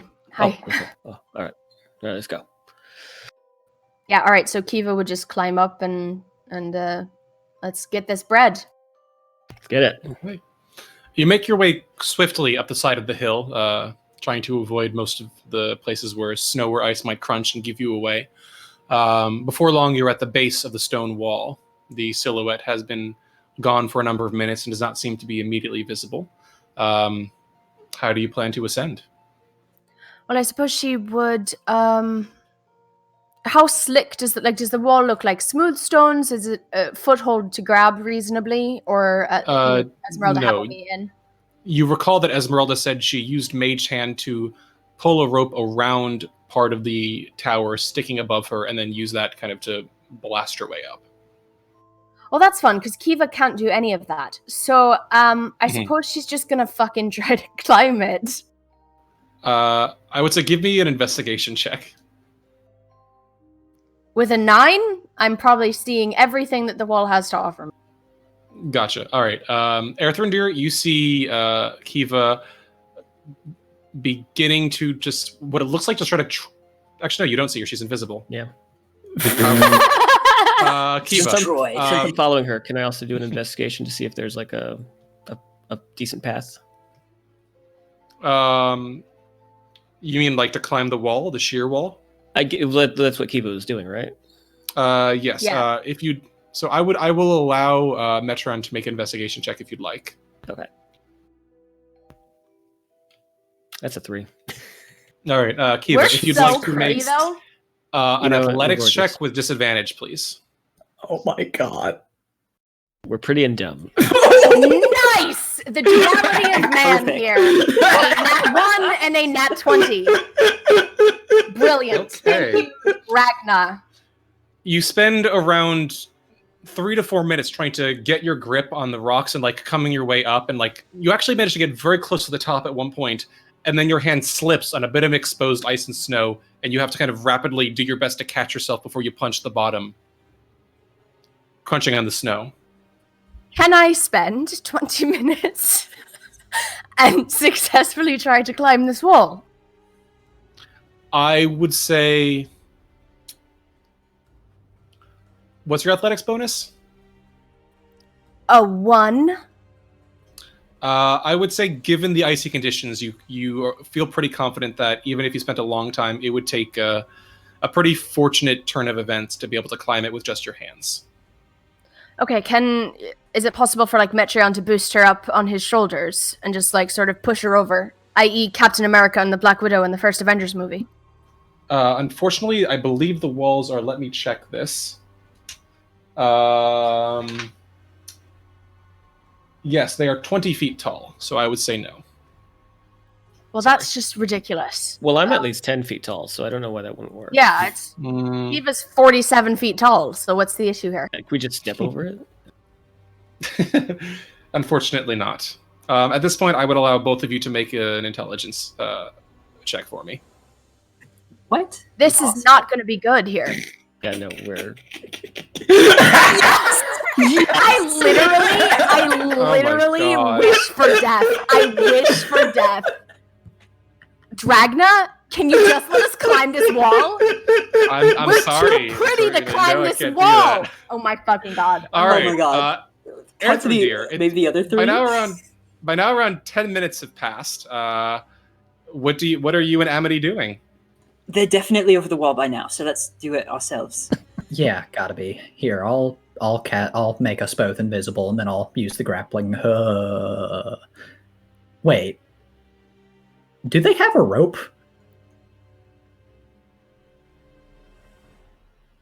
Probably. Can Lillison message us to find out how we're doing so that we can communicate that we are not doing well? I would say Lillison has had full faith up until this point, but at this point she... actually, what's the range of message? I don't think you're in range. Farther than this, yeah. Damn it. Yes. No. Should we go check on him? Well, let's do our own invisibles first. Yeah, right. I got us. And he will weave his own spell and let them both dissolve into mist. Okay, the two of you vanish into nothingness. You kind of swiftly make your way up the hill, much the same as the others did. As you approach the wall very cautiously, you hear the unmistakable sound of a grunt of frustration and the crunch of invisible boots in snow around 12 feet to your left. Can one of you guys move closer so Kiva can fucking see you? This is so ridiculous. Hey, is that y'all? We can't get up. Yeah, you didn't bring the grappling hook. What? Was I supposed to know that we had a grappling hook? Yes. We know. He was just like, can you just get me up there already? This is fucking ridiculous. I'm cold. My boots are slipping on the snow. I don't know what's going on. At this point, you hear the sound of footsteps stop that you hadn't noticed were there, and you see a voice head kind of poke its way over the wall. Someone there? Kiva just like puts her hand over her mouth. And the train's like, ooh. There's like a very long 30 seconds, and you see the man wearing like a fur hat and holding a spear just kind of frown. Must have been my imagination. And goes off walking again. I hate this fucking comedy of errors that we are in. Okay. So stupid. I don't know, you guys are doing great. It was great. All right, Can Kiva just D&D climb and this wall focused. before she has a mental breakdown in the snow and turns into what's his name from The Shining? What are you saying, Linus? Amity's he's gonna try to scramble up. Don't wait for me to get a rope. Well, at least Does Amity get to do this with disadvantage? This is ridiculous. Is Amity waiting for the grappling hook? I guess I you think could she's use just grappling going hook. for it. If someone walks by while it's up there, then the game's a bit cooked. But Actually, yeah. Yeah, all right, give it your best shot, but if not, I think we'll have to give it a try. All right, if All right, Amity would probably like to make an grappling hook's athletics best. check with disadvantage. I just want to roll with disadvantage, man. Here we go. I believe in you. Athletics check. Oh, it's only a 10. That's fine. We can use the no, grappling hook. You fall down around a third of the way up. Oh shit! Are you okay? I'm fine. It's padded snow here. All right, grappling hook. Earthrendir pulls the grappling hook from his belt and begins to swing it. God, I feel like I should be playing. God, what's that theme? Like the Benny Hill theme? I feel I should be Yeah, the playing Benny that Hill right now. music. Yeah. Benny It's Hill, playing yeah, in my- absolutely. It's playing in my heart. All right. The grappling hook itself is rather easy to position. I would say with around a minute or so of trying, maybe less, you can comfortably snag it on the edge of the wall at a time when you're pretty sure the patrolling guard will not return for a number of minutes. All right, I think I got it. Jesus Christ. Yeah, can Kiva go over first because she's seething right now? She's melting the snow. Can she? I don't know. How do I use a grappling hook? Is it another athletics check? It's attached to a rope, isn't it? It is attached to a rope. Then you could just. No, climb we the just rope. threw the hook up there. Don't you have to roll on your wild magic table? If I'm raging, yeah, I think. Just a 30-foot beam of sunlight shoots out of her chest. Yeah, okay, so then she'll just climb the rope, I guess. Oh my god. Beautiful. All right. These are the killers of Strahd. Champions of Barovia! Thank God Esmeralda's not here. Right? You see, Oh, yeah. You don't see Kiva climb, but you see the rope kind of sway for a moment. You hear the sound of her boots against the stone. And after maybe 20 seconds or so, the rope stops swaying, and you think Kiva's reached the top. All right. Yeah, Metron will follow. All right. And unless you prefer otherwise, I presume each of you can kind of make your way up to the top soon after her. Yeah. Oh, no more athletics All right. checks, huh? Fun right now. Very good. All right. One after the other, all five of you make your way to the very top of the wall. And looking around, you can see there doesn't seem to be a specific way down from this point. You don't see any additional towers or parapets, or no towers or similar to the gatehouse. But you think that you could probably climb down the other side of the wall if you use the grappling hook again. All right. Yeah, Earthrendir will Yeah, pull that it feels up, and then reasonable. As you do, Lois says, "If you would like, I would be." Ah, wait, darn. That would involve using magic, wouldn't it? yeah, I was looking forward to improving on this spell, but time hasn't been right. Well, I suppose someone will have to just throw it down when they make their way down, wouldn't they? We'll figure it out. But yeah, now Earthrendir will roll it back up and then snag it on the other side. All right. One by one, you climb your way down the other side. Who was last, and how are you planning on dealing with the grappling hook? We should let one of the smart people deal with the grappling hook. Yes, Metron please. and I are out. You We're see not these responsible for these this. walls are 20 feet high? Yes, 20 feet. Okay. Earthrendir is going to sigh. Well, I suppose are there any guards in sight? There does seem to be one that's approaching. He's a bit too far away. It seems to be the same one, but he'll be here in around 20, 30 seconds. Ah, damn it. All right.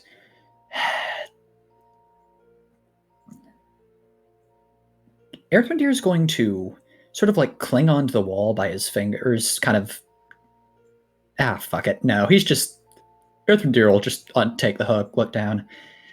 I have healing magic for a reason, and then he's going to jump. All right. Each of you hears the Roblox Oh my oof God. sound play as Earthrendir takes Does he 2d6. knock himself out points with of this? bludgeoning damage. How many? How 8 much? points, and I'll need a concentration check, please. Oh, I'm fuck. such Oh, a dumb. I'm a no! dumbass. Oh I'm such a dumbass. no! Yakety sax starts playing again. Yes. I'm sorry. I just called. No. I love it. I love This it. is so beautiful. This is the most beautiful. That's a 12. All right, you're fine. Thank You're fine. You're God. fine. We're good kids. All right, Erthrendir, all the wind goes out of your chest, but somehow you manage to keep a hold on the invisibility spell. Unfortunately, you fall in right in a small cluster of like small snow-covered bushes, and as soon as you kind of pull yourself up, a large amount of snow comes down and smacks you across the forehead, and just kind of slides down the sides of your face.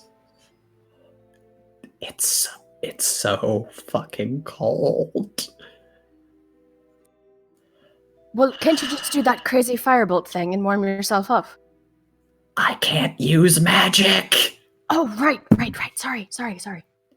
It's fine. That one's on me. I was like, oh, Erthrendir, I'll just use my cat's grace to let myself fall easily. No. God forbid. Look, Kiva's gonna reach through her backpack and take out the wedding dress and just move her way blindly until one of them is within 10-foot range that she can hand the dress to someone. All right, who's taking the dress? I think it was Amity, right? Yeah, I believe sure. so. All right, you were able to find a silhouette that looks like it's probably Amity and provide her with the dress. Fabulous. There's a very odd moment where like the dress becomes visible and then Amity takes it and it stops being visible. Very odd sequence of events. All right, and then Metreon, we should head to the pool. Yeah. Good luck. At some point, though, Metron will accidentally bump into you as he's walking. I love that. No, we're the fucking Stooge brothers. Yeah. 3 Stooges, that's what... 4 Stooges, I mean, good God. There you go. I love this All right, party. so as Lillison, Amity, and Erthrendir begin making their way invisibly through the snow-dusted pines and the trails to the village toward the abbey, Kiva and Metreon, you begin making your way toward the Shrine of the White Sun and the pool that dwelled there. So it didn't say how we'd find it. It just said, find the pool. So I imagine, I don't know, would it be in the water? You think it'd be like in the lake, just like at the bottom? Well, I mean, it mentions a shrine, right? So maybe we check the shrine first, right? As you arrive at the location, you see that in the way that you left it, the gazebo that you had previously found has been swept away. You remember seeing the foundations and the structure cracked and almost demolished by the blast of force when the lightning struck the pool. And now it seems that the townsfolk have carried away even the debris. You can see little more than just the cracked foundations and the splintered bits of wood that once made the floor of the gazebo. In some places, the earth below exposed to the air. The pool beyond it is dark, not a trace of the bright glitter that once remained upon its surface present any longer. Well, maybe this kind of narrows our options down. we check the water first. So, I didn't tell anyone this, but I don't know how to swim. So, unless you do. Yeah, it's fine. Just keep watch for anything and hold my stuff, I guess. Well, yeah, just keep it on the beach and hey, while you do that, I'm just gonna look around the remains of the little gazebo. What's it called? Just see if there's something out there. You know, 2 eyes better than 1. Yeah, if you I guess if you find it, just come over and whisper something at the pool, because we don't want to make ourselves known here. Right. Yeah. Got it. All right. Yeah. So Kiva, how deep is this water again? Did we discuss that last time? You've not. The water itself does not look. I mean, it's certainly no ocean. Glancing over it now, given your passive perception, it looks maybe, at its deepest point, maybe 15, 20 feet deep.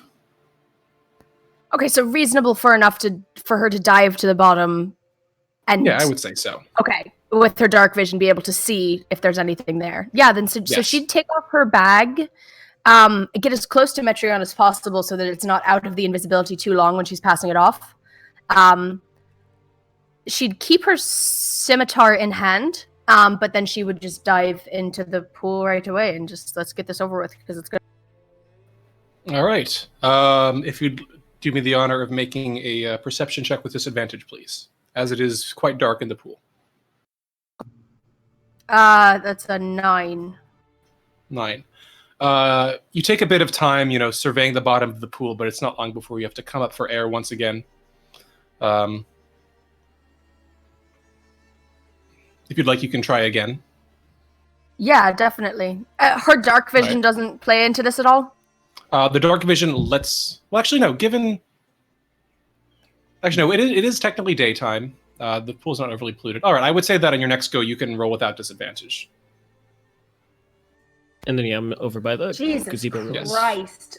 I need to reset Foundry or something. That's only a 12. Oh my god. All right. You take some time, surveying like the bottom of the pool, searching the silt in the earth for any sign of any swords or weapons or anything like that, and finding disappointingly nothing. During that time, Metreon, you're making your way to the foundations of the gazebo? Yeah. Okay. Stepping over, you see, the gazebo's foundations. There's no sign of the statue that once lay here. The rest of the wood has been swept away. Just small bits of earth poking up around the area. Give me a perception check. Come on, babe. You gotta do it for one of us. Oh my Nope. god. I did a 7 for us. Take a little bit of time. You hear the sound of Kiva breaking the water once, twice, as she continues to search the water.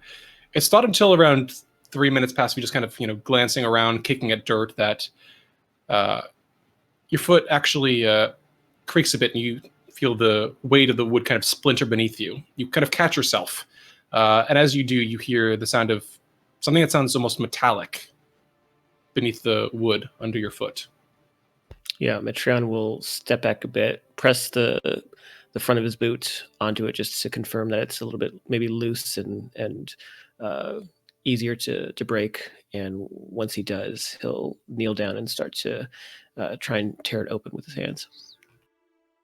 All right, it's easy enough to pull open, pulling away the old wooden boards there and pulling them aside. And as you do, you see something come into view, a small glint of metal. Kind of pulling faster, you kind of push aside the dirt and grit that lies there, shifting aside some of the ice and snow as you reveal what lies beneath. And here, glancing in, you see what seems to be just sticking up through the earth, hilt first. A platinum hilt and guard, as if of a sword. The grip wrapped in aged, well-crafted leather. You can see that the pommel stretching up flares into a loop, and below there seems to be more of the cross guard buried in the earthy soil. Yeah, Metron will kneel down and scoop away some of the dirt, and then try to yank out the whatever this is by its handle. All right, you hold it and pull it out, and as you do, you notice two things. First, looking over it, you can see that in the place where the crossguard meets the blade, the crossguard itself stretches out like wings on either side. The forged platinum, the glinting in the light as the dirt falls cleanly away from it. At the center of the guard, you see resting a sapphire of deep blue, but there's a moment of disappointment as, looking upon the hilt, there's no sign of a blade, as if it's been cleanly separated from the hilt and guard. The second thing you notice, however, is an instant sensation of warmth, followed by a flurry of alien emotions not your own. A burst of surprise and shock dancing across part of your mind as if by an alien consciousness, and you realize that they're not your emotions. They're as if something strange, something different, something new, something unfamiliar. And you feel that warmth from within the hilt grow. Yeah, Metreon, who's kneeling at the spot where he dug it out, his head is swirling, his eyes are darting everywhere, just trying to figure out what the hell's going on with him. And he'll call out to Kiva. Kiva, I think I found it. Kiva, you surface and you hear Metreon calling out to you, his voice trembling. Metreon, as you're calling out, you feel the surprise and shock in your mind turn to a different sensation, a feeling like joy and warm welcome, almost like the warmth of the sun peeking from behind the cloud, these alien emotions touching against your thoughts once more with strength. Kiva, you hear Metrion's call. Yeah, Kiva just very happily get out of the pool and go over right next to him and see what he's got. Yeah, so I guess because in your blind sight you would see me when you approach me. Yeah, but, yeah. You would see the handle floating in the air first. And then as you get closer, you'd see Metron still kneeling at the spot, looking at the blade, especially looking at the sapphire, but just rubbing his hands on the guard. And you see that he's like crying, but not tears of sadness, but just kind of tears of joy almost. Wow, it seems to have quite the effect on you, I think. It does. I don't know what's going on. I mean, I feel good. I feel great. It's a lot to take in right now. I don't know how I feel about this. Ooh. As you say that, you feel the emotions shift, and you realize for the first time that you're able to kind of push them back, section them off, and you realize that they're not your emotions, as they kind of compartmentalize themselves into a warm connection somewhere at the back of your thoughts, but someone else's. As you kind of wipe away the tears, you feel the joy turn to a sense of pride and then eagerness, almost like the sensation of a storm straining and crackling with bound energy. Yeah, this is a lot. So, as you could see, there is no actual blade. I'm not sure what's up with that, but when I touch it, it's like... As soon as you say the word blade, you feel a sensation of fierce anger and righteous fury. And I feel things now, and it keeps coming and going in weird ways. Like it keeps changing. Like I just felt super happy for a moment ago. Now I just feel this anger. I mean, it's not me. It's this. And he'll hand it over to Kiva. Oh, okay. Yeah, she'll sort of take it cautiously, knowing that he's feeling it's making him feel things. And hold her hand on it and wait to see if she also feels something. All right, Metron, as soon as you hand it off, the alien emotions vanish from your mind, leaving you entirely alone in your own thoughts and psychology once more. But Kiva, as your hand curls around the hilt, you feel a flowering of emotions in your mind, of warm greeting, of joy, of curiosity, of a sense of welcoming. And then slowly building beneath that, you feel this growing eagerness, a dedication, this kind of steadfast pushing of a readiness and pride for what is to come. Yeah, to her, it's I think perhaps definitely stronger, but it's not unlike the way she felt when she took her oath, and looked at Irina that time and felt that dedication and purpose. So it's familiar, but also very alien to her. So it definitely takes her by surprise, and unfortunately, Metron can't see it, but she's also got tears in her eyes. Very a curious feeling.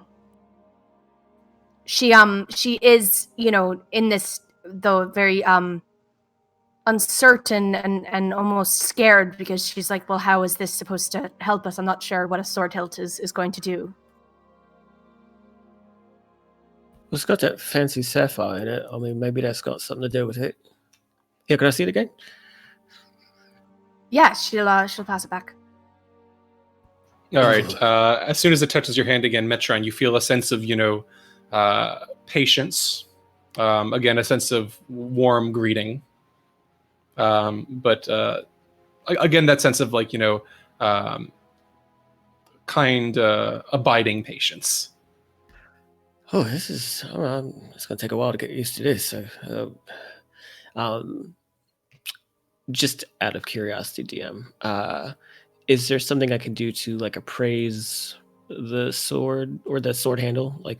Seeing maybe how much the sapphire is worth, or if there's anything that I recognize about its make. What are you looking for? I mean, you can appraise the value of the sapphire. So I mean, I'm looking to see what it's worth, but I'm also trying to find and see if like there's something significant about the sapphire itself. Maybe if it's like a button to push to make something happen, or if it's just like a mundane sapphire. I mean, you're welcome to experiment it if you'd like to take the time. The sapphire itself does look quite valuable, though. Okay. Well, you want to hold this, or you want me to hold this? Well, give me a moment. And she would like hold it and again try to like maybe swing it or like see what is about this that is helpful, because she's definitely very confused. There's something that happened that changed when I said the word blade. It got angry and violent, but not in a scary way, but in like the way that you get psyched up for battle, right? You know, not like rage, but like adrenaline. Yeah, okay. She like says the word blade again and is like, I don't know, is that like what we're supposed to be doing?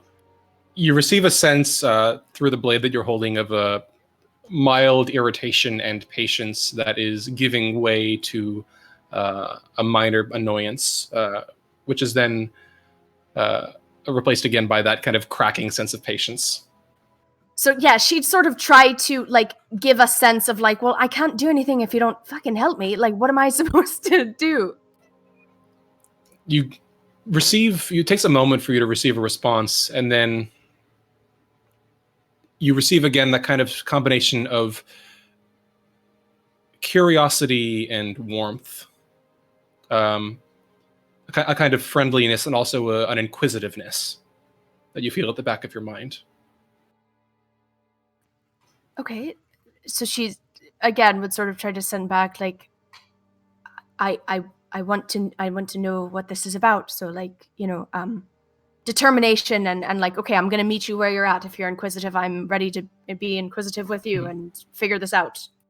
So you kind of try to feel those feelings as best you can, and there's no evident response. As far as you can tell, it's only responded to things that you've said aloud. Well, Okay. if it's magical, maybe we just, maybe we talk to Randy. He looks at it, and maybe he can figure out how to unlock it or make it useful in any capacity, because clearly right now it just seems to be a handle that makes us feel things. Yeah, so at that sense though that it's something that she has to say, I guess she's just gonna take it and just be like, all right, work with me. We were told that we can use you to fight Strahd, and I don't know how to do that when you're just a handle, so maybe help me out there.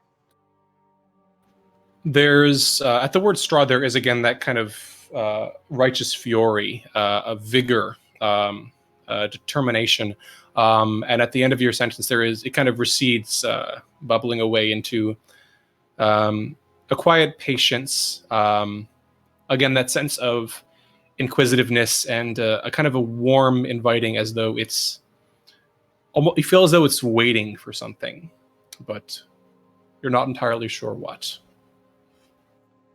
Okay. Do you want to hold it, or do you want me to hold it, or what's should we find the others? Let's find the others. I don't mind holding it. If if anything, I can look at that pretty sapphire in there again. Yeah. Yeah, Kiva will give it back to him, but she will take a moment, I think, here. Okay. Anything else you'd like to? Oh, sorry, you were saying. No. The pool itself, it doesn't look that like blessed way that it used to again, right? No, it just looks dark. Yeah, I mean,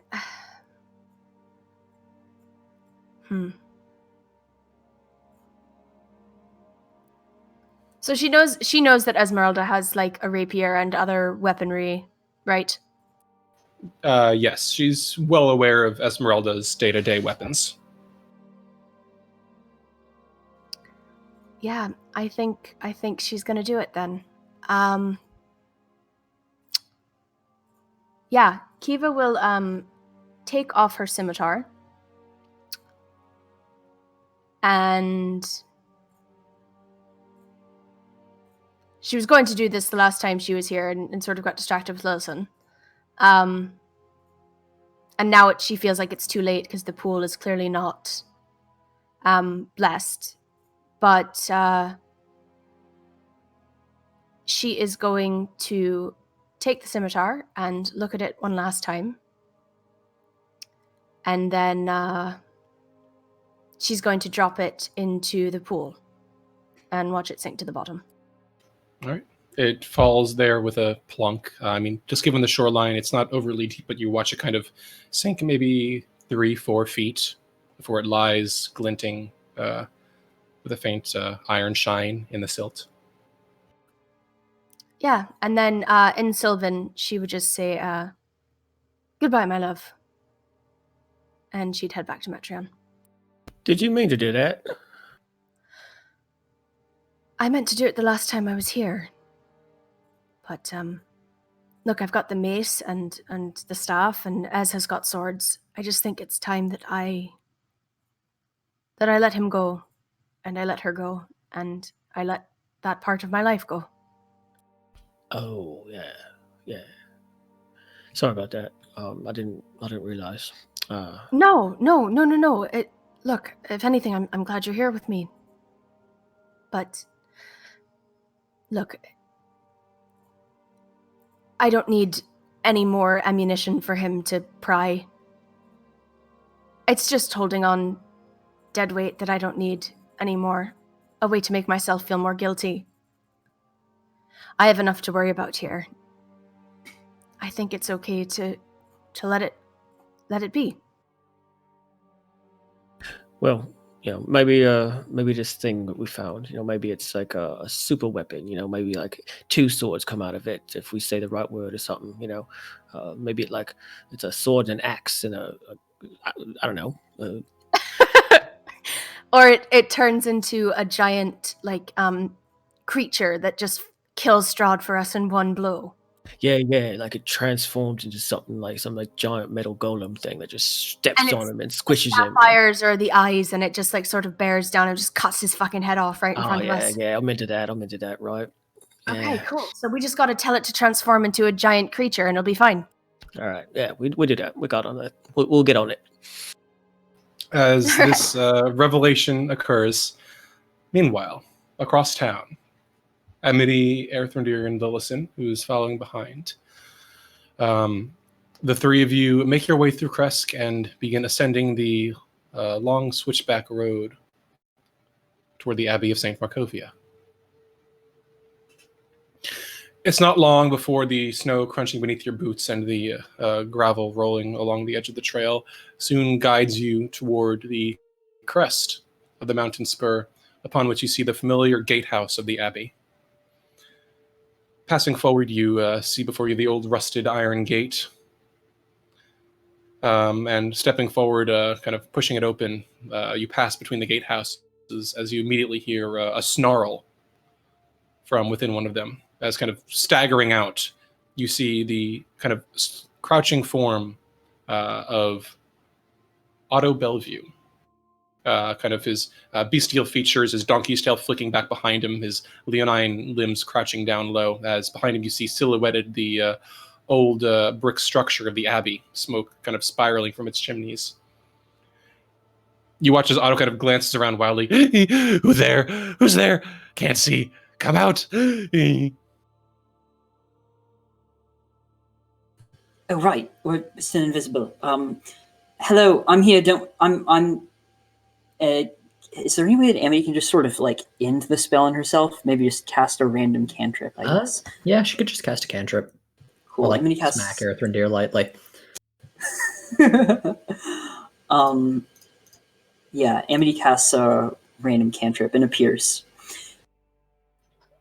Otto immediately springs back 10 feet. You came back? Well, the abbot told us to. Mm-hmm. He did. And behind him you hear, yes, he did. Should we show him to you? And you see yes. Siegfried, her kind of half scaly face making out of the way of the other gatehouse, kind of glowering toward you.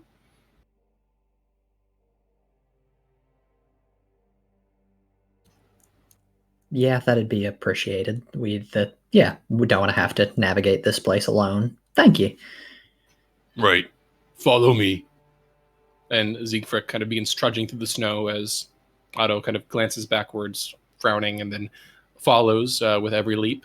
The two of them lead you inside through the heavy weighted doors of the abbey. You hear in the distance, as you pass by the east wing, you can hear the howling and snarling and occasional maniacal giggling that echoes from the madhouse there. But nonetheless, the two Bellevues lead you into the courtyard, leaving the east wing behind, and passing through several of the familiar figures you've seen. The bat-winged Bellevue that with the spider-like mandibles around the jaw, you see kind of tied to one of the posts and shrieking, leaping through the air and then falling down again, the wings flapping helplessly behind it. The Bellevue just kind of disregard the other cries and shrieks and bestial growls around them and instead lead you to the familiar location of the North Wing. The door opening before you, you're guided inside to the familiar warmth of this larger central hall, the long table stretched up before you, a fire burning in the hearth, and sitting at one end of the table, alongside a familiar figure dressed in a monk robe. You recognize Vasilka, the abbot's flesh golem, and beside her, the abbot himself, who looks up as you enter. Oh, well, I did not expect company, but you are most welcome, my friends. Please, come in. Earthendeer will drop the spell on himself and then step inside. Same. Well, I've already dropped the spell on myself, but Amity steps inside. I wonder if Lillison, stays invisible because Lillison. Lillison will stay invisible. Good woman. We brought you the wedding dress that you requested. The abbot's eyes widen, and he looks probably the most pleased you've ever seen him. Oh, have you now? Well, please, if you would not mind bringing it out so I may inspect it. Please. And he kind of clasps his hands behind his back and begins making his way toward you as Vasilka looks on hollowly. Earthendeer flinches a little bit as he gets closer. You got it, right, Amity? Right. Amity takes out a neatly folded wedding dress. Is this okay? The abbot holds out his hands. If I may. Right, Amity hands it over. He nods, receiving it, and unfolds it, glancing over it, surveying it for a moment, then two.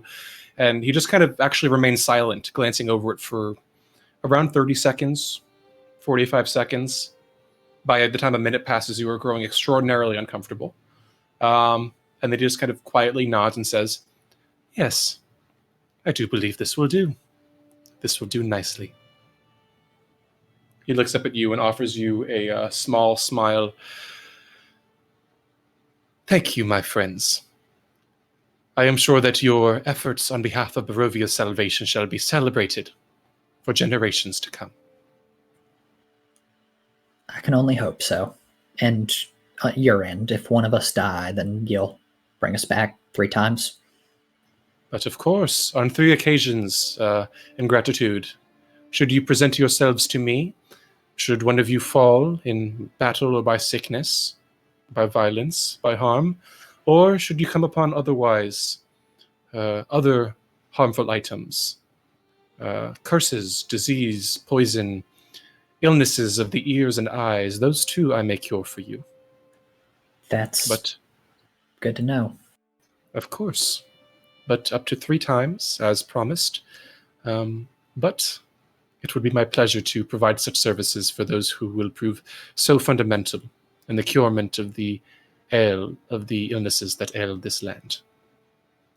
So thank you. I do hope that you have not come on such an occasion, that no such endeavors are required this day. Thankfully, no. We're all Excellent. right. Well, with the time that you have, it is always good to see such folk doing such productive things on this plane. So, thank you, and may the Morning Lord bless you. And you. He kind of takes a look at Amity. Is there anything you want to do, or can we get out of here? Amity bows to the abbot. I do have a few questions that we might be useful to ask him about things like various guild members. You're right. It's worth a shot while we're here. And Metreon and Kiva can take care of themselves. Yeah, go for it. Sure. Yeah, Amity will just ask him, I guess, what are all the questions we want to know? Like, are there any guilds in Barovia? Are there any tombs? Are there any rooms? All right, let's go one at a time. Should we save this for next time? I think we can do this reasonably, I think. So what's your first question? Take it. Abbot, sir, we had a couple of questions, if you don't mind, just from someone who's learned and who's been in this land quite a while. We're trying to figure some things out. Of course. I'm glad to share my knowledge with the places it will do good.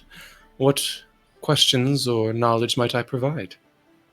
Historically, do you know if there's ever been any guilds extant in Barovia, like in any of the towns, and if any of those had gotten big enough to have, people who would live in them would have, say,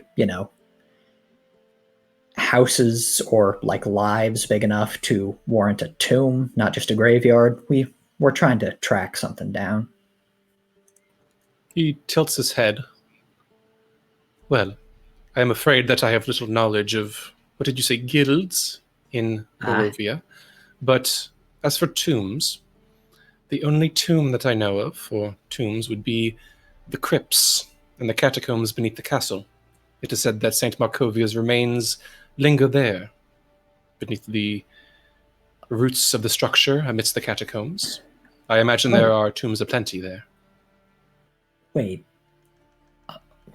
your resurrection, it follows the normal rules, correct? They can't, the body has to be intact, can't have been dead for too long, all that nonsense. Correct. The ordinary limitation is 10 days of expiry, though there are certain magics that can extend to a particular individual. Ah, damn it. But yeah, do you know anything else about those crypts? Not as such, I am afraid. I know only that which I can share of St. Markovia's history. It is said that her battle raged into the catacombs themselves, and it is there that her earthly remains lie. He shudders. All right. That's the big one answered, I think. Do you have anything else, Amity? I guess just random rooms of bottles, but I doubt that you'd know much about random locations here. Whispering to Erthendir, considering he, didn't know how to find a dress. Well, the Abbey does have our own stores of wine. We do, on occasion, receive shipments from the winery to the south through the good townsfolk. Though, unfortunately, a shipment has not come in some time. But if you're looking for rooms of bottles, we do have our own wine cellar, if wine is what you seek. Would you mind showing us? It pays to be sure. But of course, please. It is simply downstairs. It is not a far jaunt. If you would follow me. Sure. Kind of murmurs to Amity. Well, I doubt this is it, but at minimum we can get some for Metreon. Amity laughs and shrugs and follows the abbot. You follow the abbot as he makes his way to a wooden staircase at the opposite side of the room, this one descending rather than ascending to the belfry as the stairs you previously climbed. He leads you down, the wood turning to stone as the stone steps descend 20 feet to a cellar that contains 10 barrels of wine and an L-shaped wooden rack packed with wine bottles. He collects his hands together in the sleeves of his monk's robe and inclines his head. As you can see, adequate stores of wine. Excellent. No, that's good to have. Could we possibly pay you for one of these bottles? Well, I do not have much necessity for gold or currencies. However, I do require these shipments for the betterment of the Bellevues.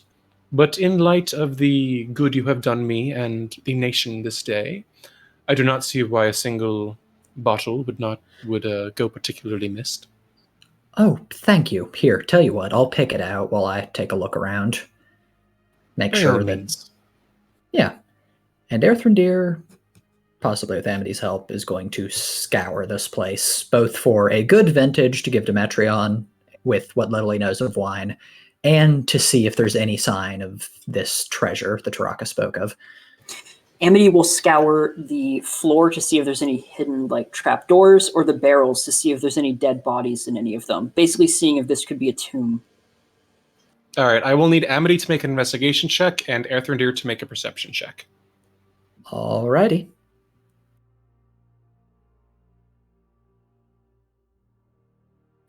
$18. 11. Okay. Yeah.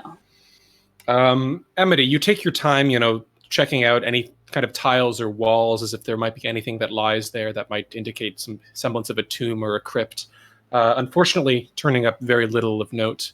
However, Erthrindir, you make your way along the bottles, finding most of them labeled with labels of purple grape mash number 3, though there seem to be quite a number also labeled with vintage called Red Dragon Crush. As you glance over one of the bottles, one of them catches your eye, a label slightly different from the others that is marked Champagne de l'Estampe, not fitting any of the others you've seen.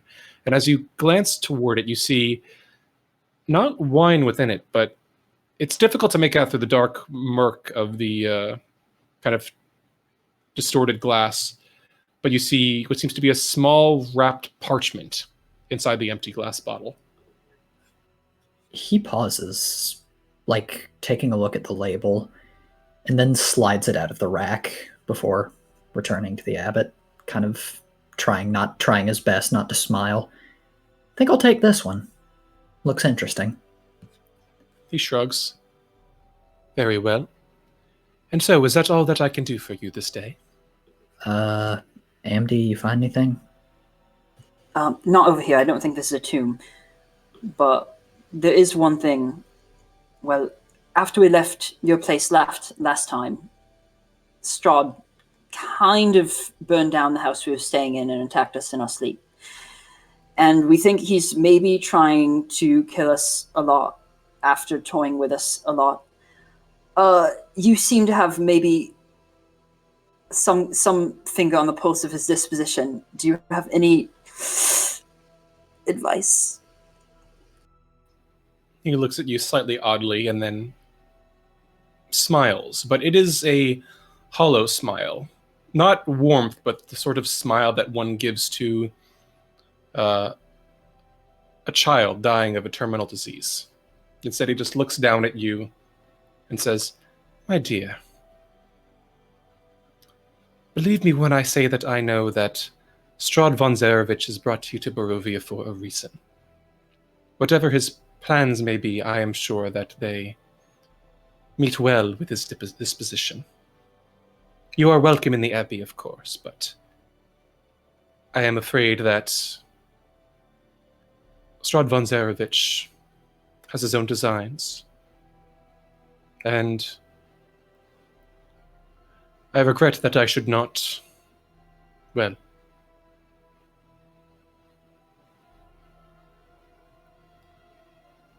if he has his designs, then I am afraid, my dear, that he has a reason. And unfortunately, I shall not step in. Do you understand?"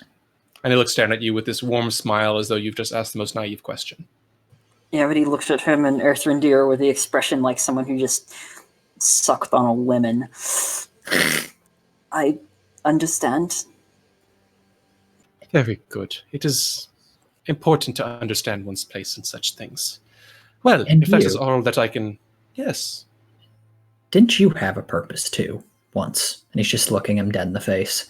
Oh god! Oh god! Before this, didn't you have something else you may have been supposed to be doing?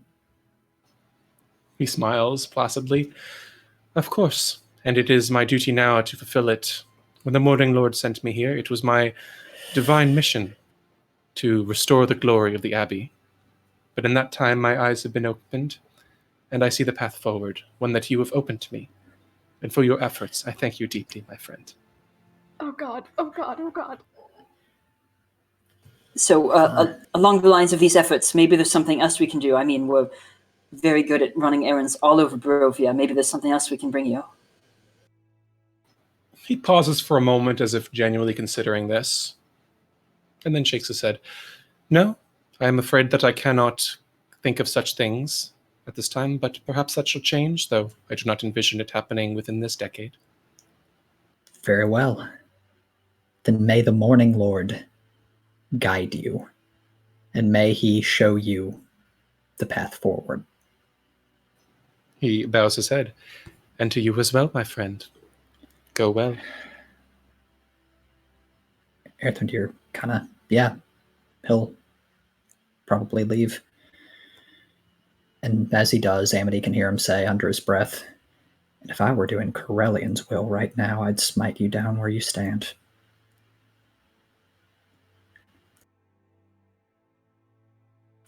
All right, is Amity following out? Yeah, she is. All right. She Is there probably anything else has the two of you... Yep.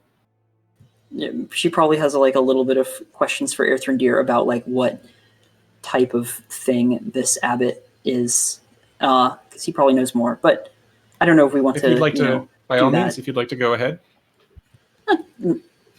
Go for it. Yeah. You said that. Sorry, you said that if you were something, you'd smite him down, but I didn't catch the first bit. Sorry, I was saying if I were doing what Corellian, God of the Elves, if I were doing what they wanted me to do right now, I'd probably be making sure that he doesn't make another corpse into a puppet. Yeah, he's sick. You can feel it, right? He's twisted. He's like the Morning Lord's bidding. He's not doing good. He's making him the vampire. He's making him a doll for him to play with. He's a goddamn toy maker, but at least the toy maker in Vallaki made you a leg. He sounds like he's hypnotized.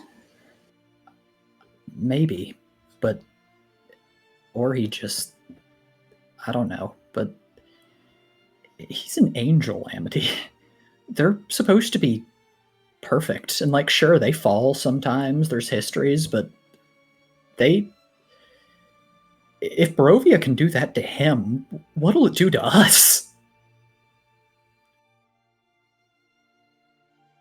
I'm going to try to avoid thinking about that. Why? Well, if you, that kind of question, it seems like more of a long-term thing. I mean, if we stay here for a long time. Maybe, but it's already changed us both, hasn't it? I don't think I wasn't doing this kind of magic, and you weren't contacting the dead when you were helping feed the pigs, I presume. You're right. So I think we have to. But I don't mean to say that like you're twisted or wrong, or that what you were doing then is twisted or wrong. I'm scared, Amity.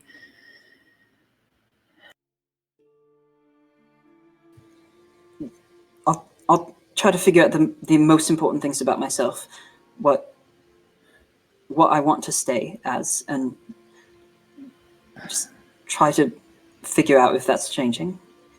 Yeah. Me too, I guess. And maybe we can figure it out together a little bit. You know, I don't like everything Barovia's done, but there's some bits I'm happy we've changed. Right. Not all the changes have been for the worse. No.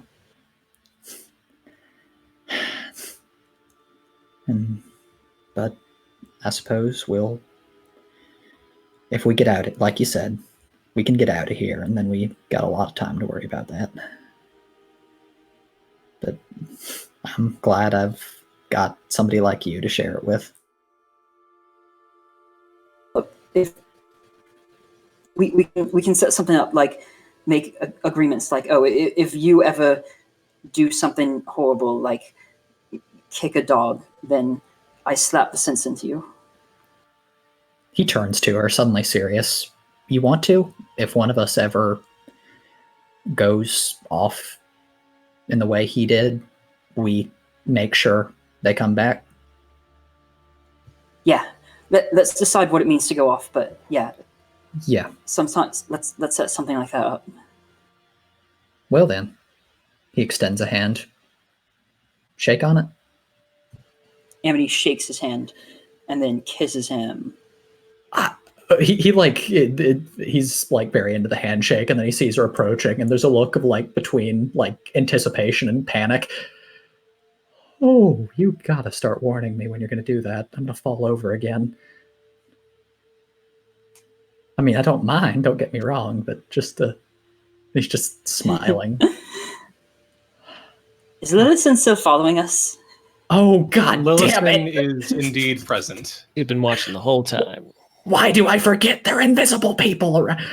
Alright, I'm ending this invisibility spell when we get back anyway. Yeah. And Yeah. it makes Lillison. Oh wait, no, that's your spell. Wait, no, that's my spell. Yeah. You're both confused now. Too hot and heavy. Let's go down. Alright. And with that, the three of you leave the abbey behind, the lighter of one wedding dress, and with one additional wine bottle in your possession, and begin making your way down the switchback road toward Kresk to meet your companions. And that is where we will end it for today.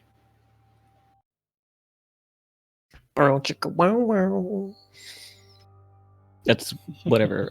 That's the music that plays whenever Amity leaps in for kisses. Lol.